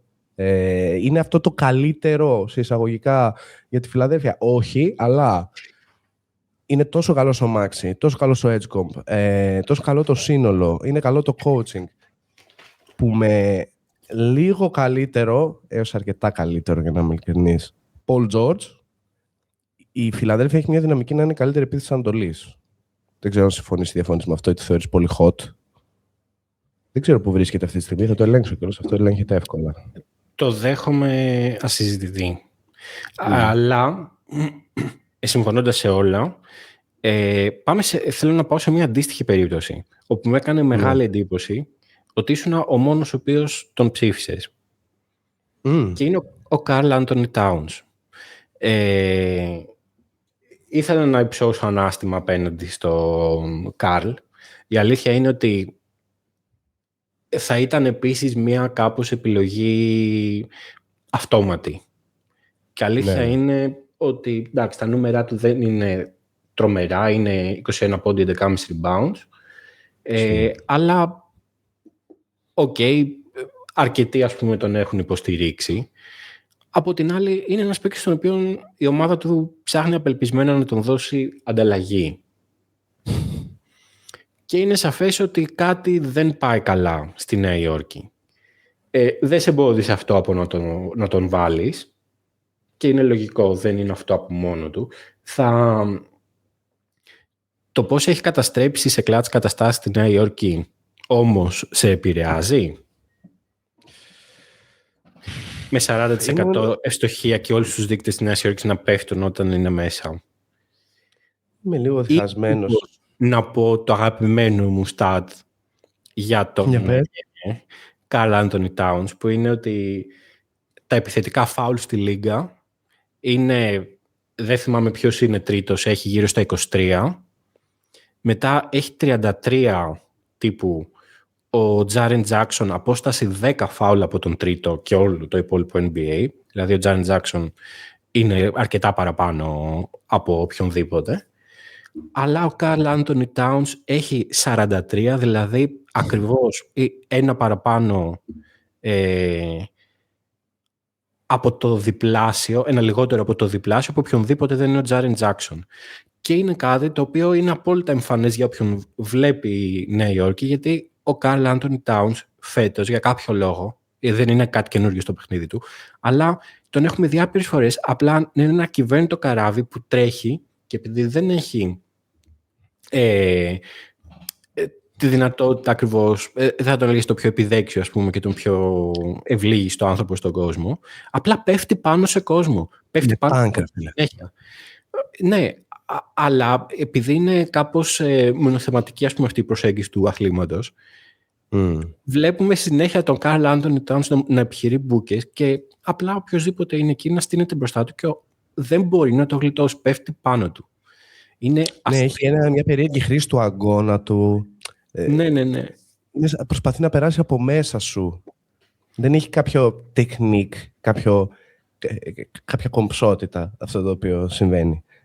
Σε αντίθεση με πολλούς άλλους πιθανώς power forward center. Τον πήρα 10ο. Μου ήταν πάρα πολύ δύσκολο. Ναι, η Νέα Υόρκη δεν είναι πρώτη για να ίσως δικαιολογεί, ας πούμε, και σε έναν βαθμό ότι είναι η πρώτη. Είναι big name, έχει υπάρξει πολλές φορές στο Star. Κάπως αυτό το λίγο αυτόματο, το οποίο μπορεί να είναι και λάθος. Συχνά μπορεί να είναι λάθος, μάλλον. Με προβλημάτισε πάρα πολύ η τρίτη επίθεση στη Λίγκα, που είναι η New York Knicks. Σημειωτέων για αυτό που είπα πριν, η Φιλαδέλφια είναι 14η επίθεση αυτή τη στιγμή. Έτσι, οπότε ίσως είναι λίγο hot το take μου, αλλά συνεχίζω να το κάνω backup, το προηγούμενο, περί δυνατότητας να είναι η καλύτερη επίθεση της Ανατολής. Η Knicks είναι η τρίτη επίθεση στη Λίγκα συνολικά, πίσω από Βοστόνη και Denver. Με διαφορά 2 μονάδων ανά 100 κατοχές. Ο Καρλ Άντονι Τάουνς μπορεί να μην κάνει την καλύτερη του χρονιά, αλλά σε αυτήν την επίθεση, που θεωρώ ότι ο Μπράουν έχει φέρει ωραία στοιχεία, αλλά η ομάδα έπαιζε τόσο αιμονικά με έναν συγκεκριμένο τρόπο επί σειρά ετών, με αυτούς τους πρωταγωνιστές, με αυτό το roster, με τα συμπλήν που συνέβησαν όλο το διάστημα κλπ. Κάπως φίλο ο Καρλ Άντονι Τάουνς είναι μια σταθερά.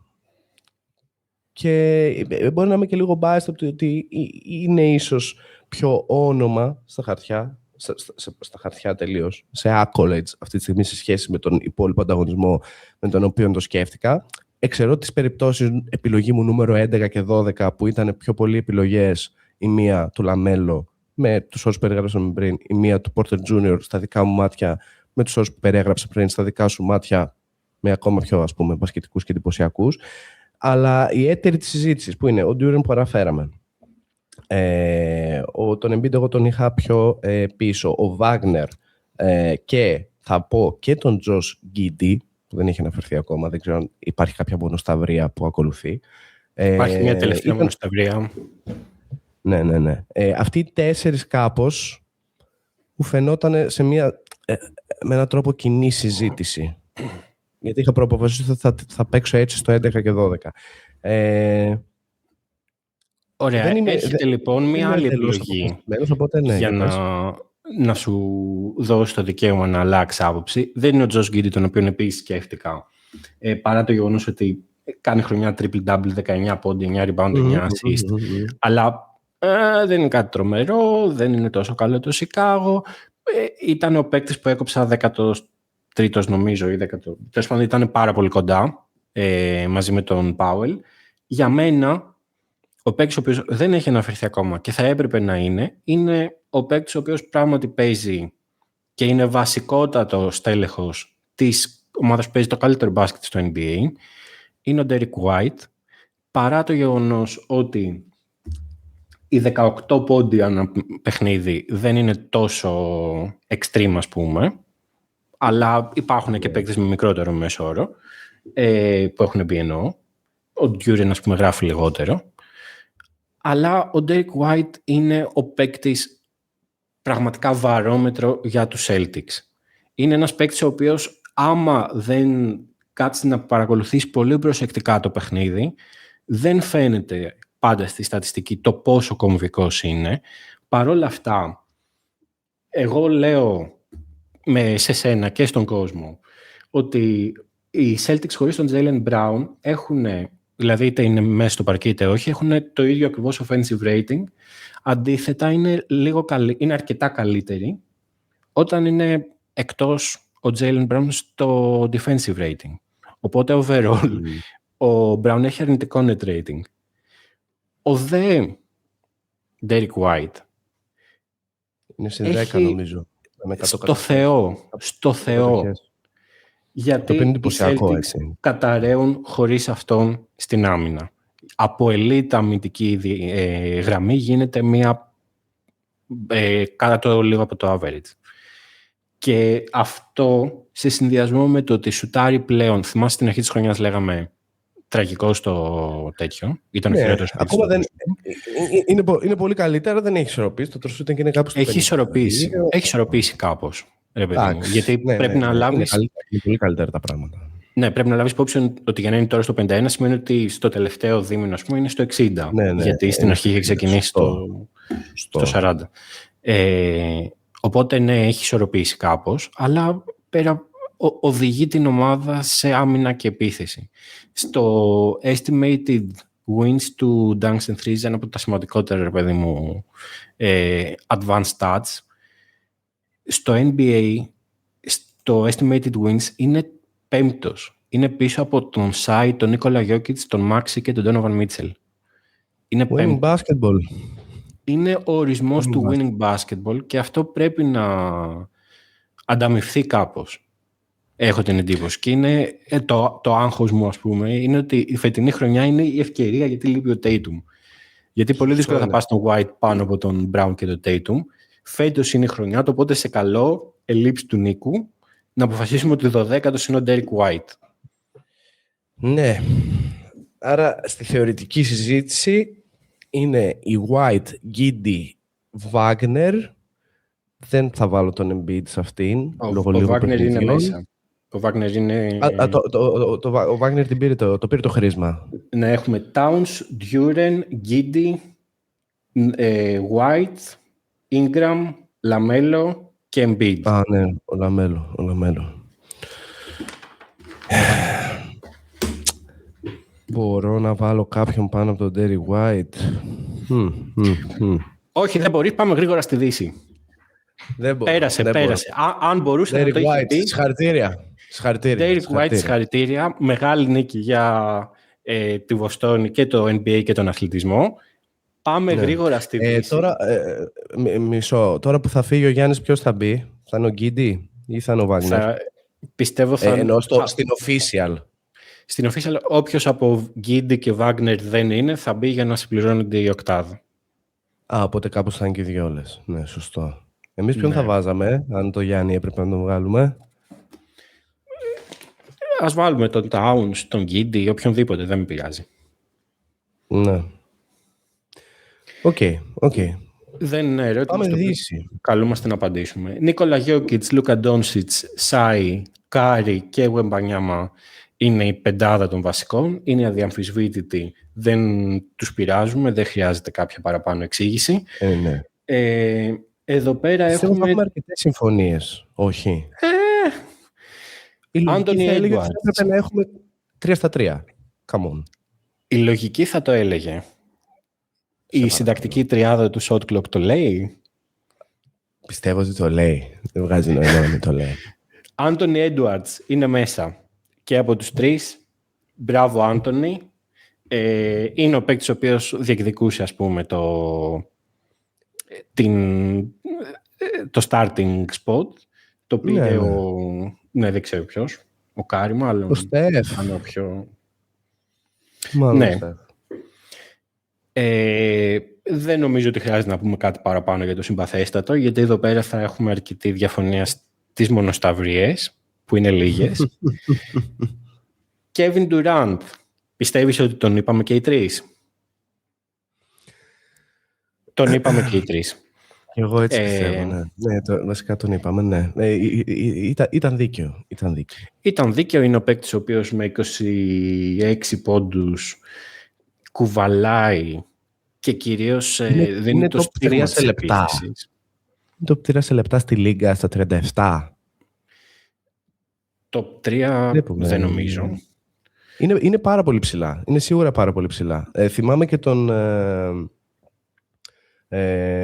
θυμάμαι συνέντευξη του coach να λέει ότι δεν γίνεται να παίζουμε το 37χρονο του... Κατά μέσο όρο είναι πράγματι top 3, ναι. Ναι. Είναι impressive, είναι στημένη η επίθεση πλέον των Rockets πάνω του, παρά το γεγονός ότι παραμένει μια μη ελκυστική επίθεση, αλλά τουλάχιστον είναι βελτιωμένη σε σχέση με πέρυσι που ήταν ανουσιούργημα. Τζαμάλ Μάρι είναι? Θεωρώ ότι έχουμε και εδώ 3-3. 3-3 δεν θα μπορούσε να μην είναι ο Τζαμάλ Μάρι. 26 πόντους, 7,5 assist και απίστευτο κουβάλιμα από τη στιγμή που βγήκε ο Γιόκιτς εκτός. Και πριν όμως ήταν πολύ καλός. Γενικά είναι κάπου σε μια χρονιά όπου επιτέλους ο Τζαμάλ Μάρι, το επιτέλους πάει κυρίως για αυτόν, όχι για τον κόσμο που επέλεγε, γιατί δεν νομίζω ότι ο Μάρι ήταν σε κάποια φάση κάποια τεράστια αδικία, ας πούμε, που δεν συμμετείχε σε All-Star Game.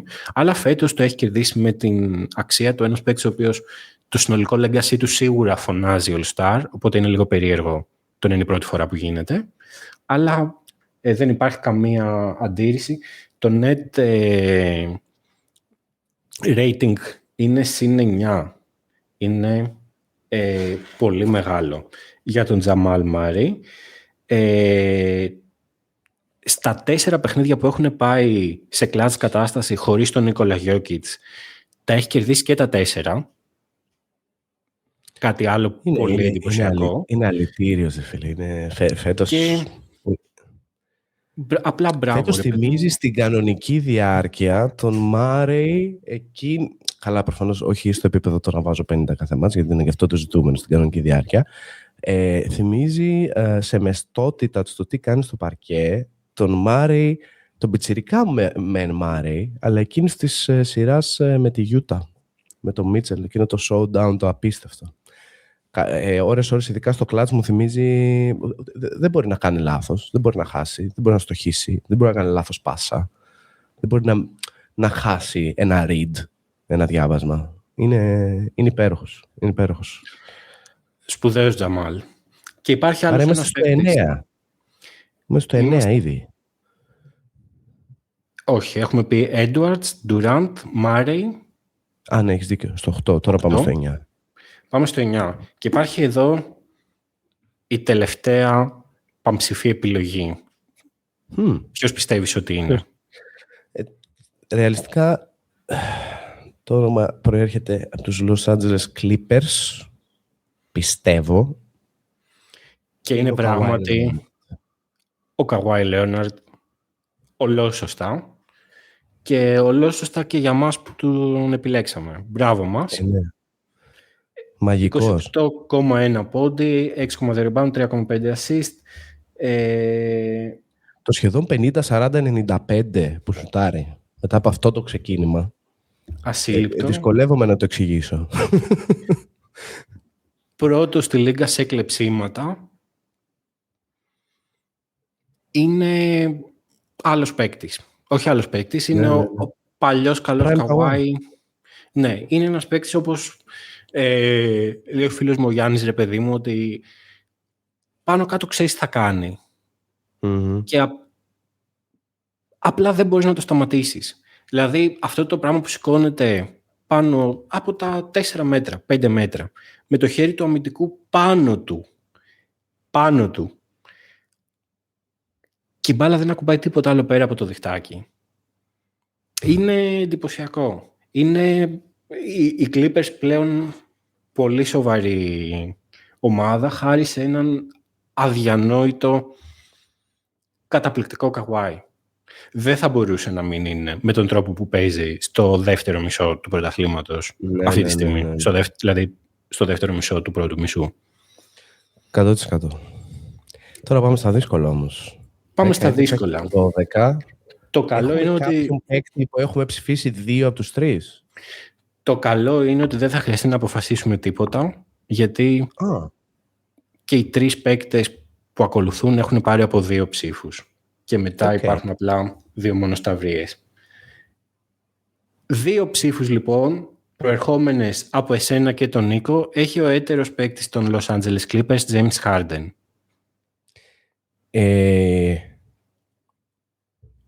Σοβαρό case, θεωρώ.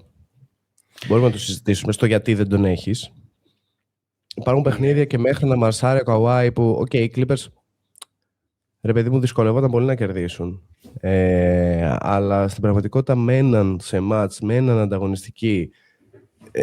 Συντηρούνταν ένα παρά τη θολούρα των ηττών, ένα πλαίσιο το ότι μπορεί να δουλέψει. Και αν θυμάσαι τα πρώτα podcast που λέγαμε για τη γερουσία, τους βετεράνους και όλα αυτά.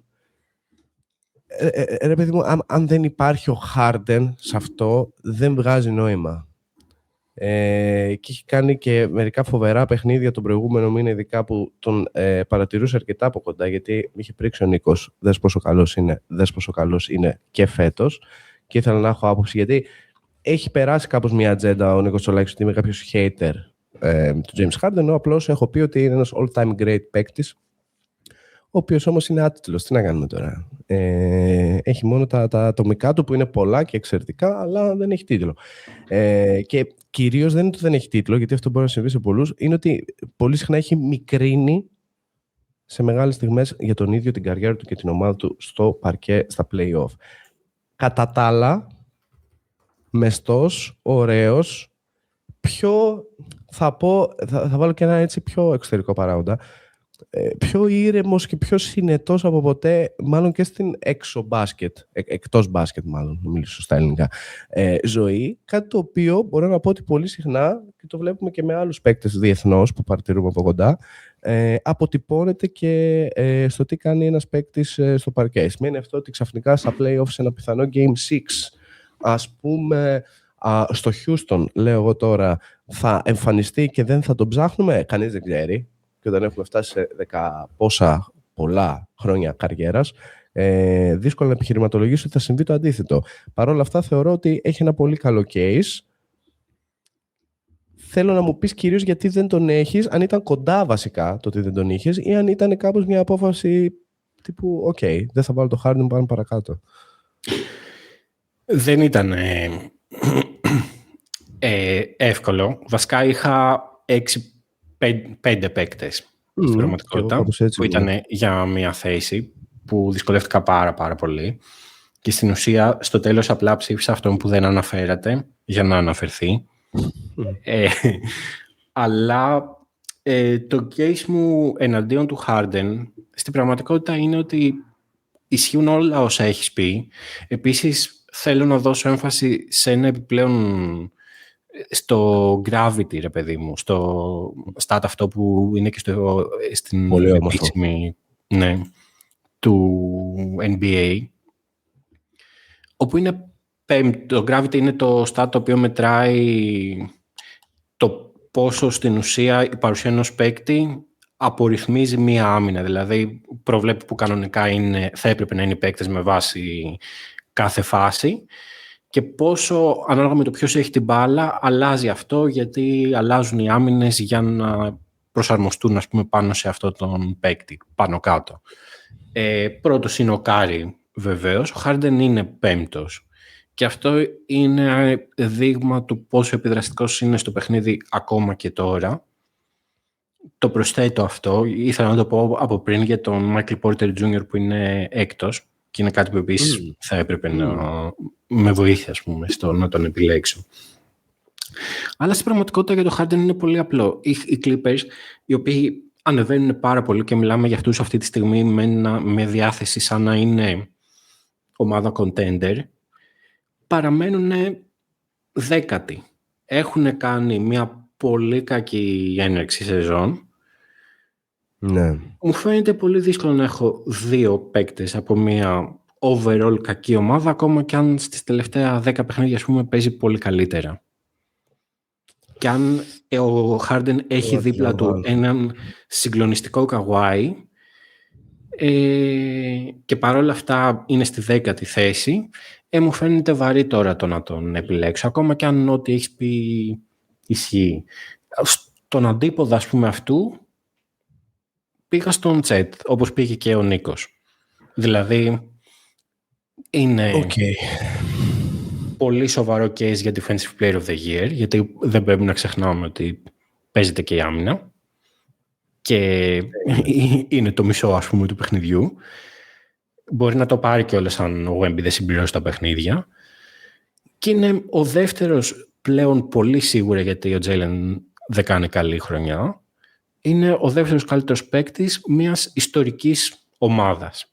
Μιας ομάδας που δεν θα τερματίσει, ας πούμε, με ρεκόρ 9 ήττες ή λιγότερες, όπως υποψιαζόμαστε ή βλέπαμε ως ενδεχόμενος πριν από κάνα δίμηνο.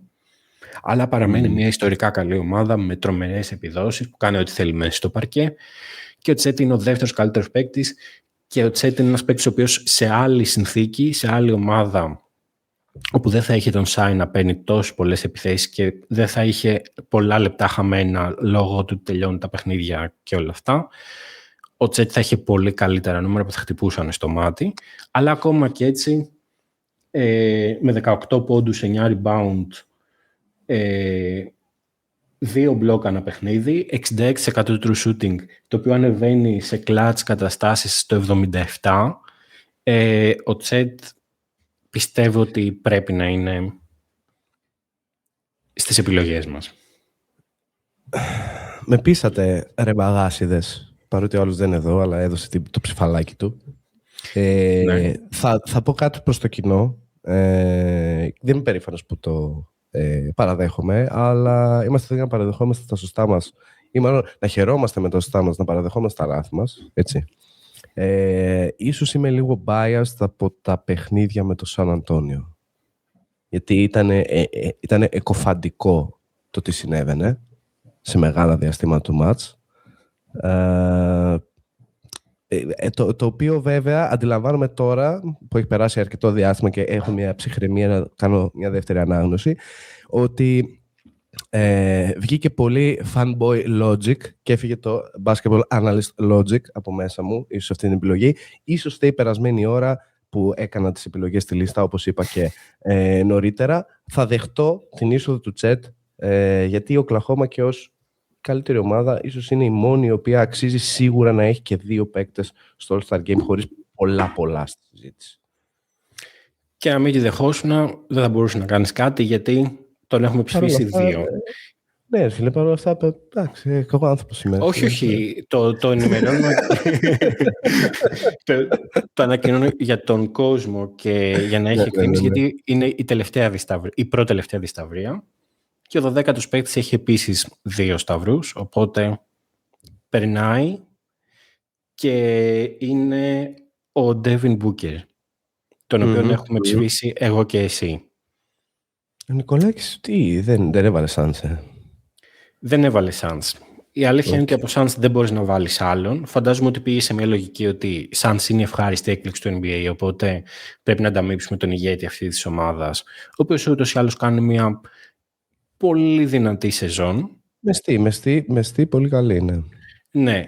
Αυτό που καταλαβαίνω είναι ότι δεν ενθουσιάζει, έχει κάνει καλύτερες, οπότε γι' αυτό μάλλον δεν ήταν μια αυτόματη επιλογή, αλλά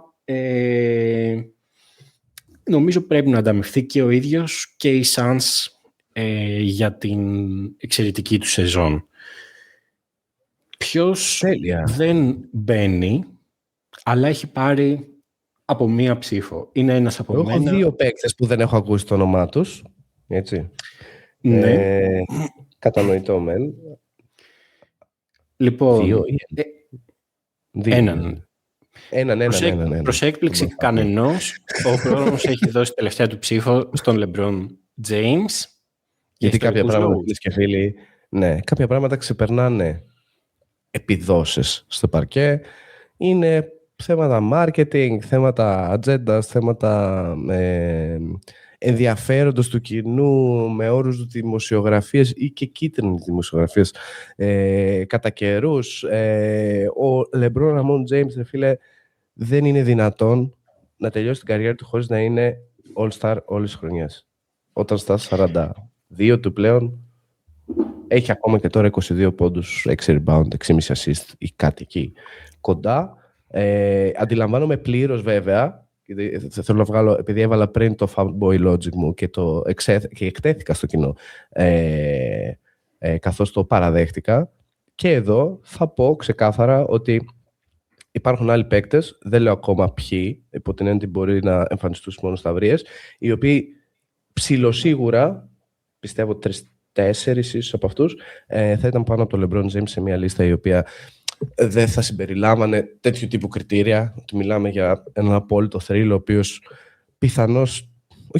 το πολύ σε 1 χρόνο και λίγους μήνες από σήμερα να τα έχει κρεμάσει.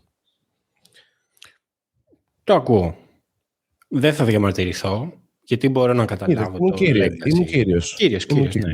Και αναγνωρίζει και ότι παικτικά μιλώντας δεν θα ήταν μάλλον σε αυτή τη λίστα, αλλά μπορώ να δεχτώ ότι για λόγους ιστορικότητας και αναγνώρισης της προσφοράς του είναι πιθανόν να προτιμηθεί, να υπάρξει ένα μικρό σπροξηματάκι, κανένα πρόβλημα. Οκ, LeBron είσαι, γιατί όχι. Κάποιος που ίσως το δικαιούται περισσότερο, σύμφωνα με τον Νίκο, είναι ο Julius Randle. Δεν θα τον διχάστηκα, να ξέρεις, διχάστηκα. Εμένα ήταν εκτός. Είναι πολύ μεστή η χρονιά του. Είναι πάρα πολύ καλός, αλλά δεν είναι... Συνολικά, δηλαδή φαίνεται να το έχει βρει λίγο Μινεσότα συνολικά. Δηλαδή είναι ο Άντ, είναι ο Ράντλ, ο Γκομπέρ κάνει πολύ καλή σεζόν. Είναι όλοι οι Μινεσότα καλοί και το πρόβλημα είναι αυτό ακριβώς, ότι ο Ράντλ είναι πάρα πολύ καλός, κάνει ίσως από τις καλύτερες χρονιές του από κάθε άποψη, όχι βασικά από άποψη αριθμών, αλλά προσφορά στο παιχνίδι μάλλον είναι η καλύτερη χρονιά του. Παρ' όλα αυτά δεν πιστεύω ότι είναι καλύτερος από τους παίκτες που έχουμε πει ή θα πούμε τέλος πάντων. Δηλαδή νομίζω ότι υπάρχουν άλλοι που έχουν καλύτερο case. Παρ' όλα αυτά αναγνωρίζω πάρα πολύ στο Ράντλ ότι καταπληκτική χρονιά και πολύ σοβαρός λόγος για τον οποίο η Μινεσότα βρίσκεται τόσο ψηλά, δηλαδή στην 7η θέση της Δύσης. Αν ήταν στη δεύτερη μπορεί να προστάσει ακόμα. Είναι μικρές. Ρε παιδί μου, ενώ ότι στον chat αναγνωρίζεις το ότι παίζει ιστορική ομάδα, οπότε παίρνει ένα bonus από αυτόν. Δεν νιώθω την ανάγκη να ανταμείψω τη Μινεσότα για κάποιο λόγο, οπότε δεν θα τον έβαζα γιατί πάρα πολύ καλός, αλλά όχι ξεχωριστός. Εγώ να πω την αλήθεια, έβαλε του ασφαλούς μάλλον, αφού είχα δει ότι δεν τον ψηφίζετε, τον Ντένι Άβντιγια, γιατί είναι παίκτης ο οποίος πρέπει να αναφερθεί. Δηλαδή τα νούμερα του... Μαζί δεν συζητούσαμε το κατά πόσο αυτό θα μεταφραζόταν σε άλλη ομάδα. Ναι. Υπάρχει, ρε παιδί μου, το 26-7 πόντι, 7 rebounds. Το οποίο είναι αρκετά εκοφαντικό να το παραμελήσουμε τελείως. Υπάρχουν ενστάσεις ως προς το πόσο πλασματικά είναι τα νούμερα. Δηλαδή υπάρχουν παίκτες όπως ο Τζέιλεν Τζόνσον, όπως ο Ντένι Άβντιγια, που έτσι όπως είναι στημένη η ομάδα φουσκώνουν τα νούμερά τους. Οι assists τους δεν είναι, ρε παιδί μου, ακριβώς αποτέλεσμα της καταπληκτικής δημιουργικής τους ικανότητας. Τρέχουμε καλά τους διαδρόμους, κόβουμε. Overall είναι παίκτης ο οποίος έχει κάνει τεράστιο leap. Έχει προωθηθεί πάρα πολύ. Δηλαδή, αυτό που γίνεται με τα φάουλ και τον Ντεν είναι λίγο σκανδαλώδη. Αλλά είναι παίκτης ο οποίος θα έπρεπε να είναι στη κουβέντα για το All-Star. Και επίσης, ένας παίκτης τον οποίο δεν ψήφισε κανένας μας είναι ο Αλπερέν Σενγκούν. Που... Εκεί και αν διχάστηκα. Εκεί στην πραγματικότητα ήμουν πολύ έτοιμος να αφήσω το LeBron James εκτός. Ήμουν πολύ έτοιμος. Και αυτό που είπα πριν, ότι ξενυχτίουσα χθες και περίμενα τον 12ο μου στη Δύση, ήταν αυτή ακριβώς η συζήτηση. Έβλεπα το Houston Detroit. Το Houston επιβλήθηκε χωρίς πολλά ναι μεν αλλά, ειδικά στο clutch. Αλλά μεγάλο κομμάτι των λεπτών, όταν το ρολόι, όχι μεγάλο κομμάτι των λεπτών, αυτό ας μην το πω γιατί μπορεί να μην είναι ασφαλές, αλλά το λέω καθαρά εννοώ ότι το λέω καθαρά με το μάτι, δεν το έλεγξα. Το τελευταίο 5 λεπτό υπάρχουν κάποια λεπτά, σίγουρα 2, αυτό de facto, που ο Ουντόγα πάει χωρίς το Σενγκούν για να καθαρίσει το μάτσο. Ξέρεις γιατί? Για πες. Σε κλάτς καταστάσεις, μέχρι τώρα, σε όλη τη χρονιά, πήγαιναν με 30% usage στον Σενγκούν, που είναι 10% παραπάνω από ό,τι με τον Durant. Και αυτό μου φαίνεται αδιανόητο, το να έχεις τον Kevin Durant και να δίνεις την μπάλα παραπάνω, ας πούμε, για τις αποφάσεις των Σενγκούν. Και ο Σενγκούν δεν τραβούσε. Πολλά λάθη, πάρα πολλά λάθη και μόλις 40% true shooting. Οπότε, γι' αυτό θα πω ότι μου κάνει εντύπωση επί της αρχής που δεν ήταν. Δεν είναι τόσο κακός, όμως το να μην παίζει. Όχι, αλλά, ναι. Δεν. Το άξιζε και ίσως το πάρει και λόγω internationality. Είναι σωστό αυτό πράγματι. Αν και εδώ πέρα, χωρίς να κάνω case, ας πούμε, ακριβώς γι' αυτό, να πω ότι με τον Σενγκούν στο παρκέ οι Rockets συνολικά βγαίνουν λίγο χειρότεροι, με τον Durant βγαίνουν λίγο καλύτεροι, με τον Άμεν Τόμψον βγαίνουν υπερβολικά καλύτεροι και ο Άμεν Τόμψον είναι ο παίκτης που δίνει ταυτότητα σε αυτή την ομάδα, με 19 πόντους, 8 rebounds και 5,5 assist. Είναι νούμερα αυτά που στην Ανατολή θα τον βάζανε, τώρα δεν είναι καν στη κουβέντα. Ναι. Αλλά 2 εκτός. Το κρατάμε. Δηλαδή, εκεί ας πούμε στο εύρος του 20. Εκεί. Ναι, ναι. Κακάνε επίσης, τελειώνοντας, κακά νέα για τον Λάουρι Μάρκανεν, ο οποίος σίγουρα το αξίζει παικτικά. Ναι. Σίγουρα το αξίζει και με βάση τα νούμερα. Έχει 28 πόντους και 7,5 rebounds, ας πούμε, και είναι συν 14,7 net rating, αλλά δυστυχώς, το αξίζει κάπως. Ναι. Άμα ήταν, ρε παιδί μου, Ανατολή, θα το χαρίζαμε. Στο Michael Porter τον αφήνουμε, γιατί δεν υπάρχει κάτι τέτοιο. Εδώ πέρα με τόσους καλούς παίκτες σε τόσο καλές ομάδες, δυστυχώς ο Λάουρι την πληρώνει και τι να κάνουμε. Και τελευταίο όνομα που δεν αναφέρθηκε, 2 βασικά, Fox και Castle, δεν θα τους υποστηρίξω, αλλά τους έψαξα πάρα πολύ γιατί ήθελα πάρα πολύ να είναι και οι δύο κάπως στην κουβέντα, οπότε απλά τους βάζω στην κουβέντα και τους αναφέρω, αλλά δυστυχώς είναι πολύ καλοί παίκτες μαζεμένοι σε μια ομάδα, οπότε χάνεται κάπως το... Επίσης το ίδιο tier με τον... ποιο λέγαμε πριν? Σκάλωσα τώρα. Εκεί στο εύρος τέλος πάντων του... τον Άμεν Τόμψον. Ναι, με τον Άμεν. Εκεί στο ίδιο αυτούς. Να κάνουμε ένα ερώτημα λίγο οριακά φιλοσοφικό. Ο Austin Reeves, άμα είχε παίξει αρκετά παιχνίδια, θα ήταν στην κουβέντα σου κάπου στο 15. Νάτες οι ατζέντες, δεν απαντάω. Όχι. Ερώτημα. Δεν έκανα τοποθέτηση. Αν είχε παίξει παραπάνω παιχνίδια όπως έχει παίξει, θα ήτανε.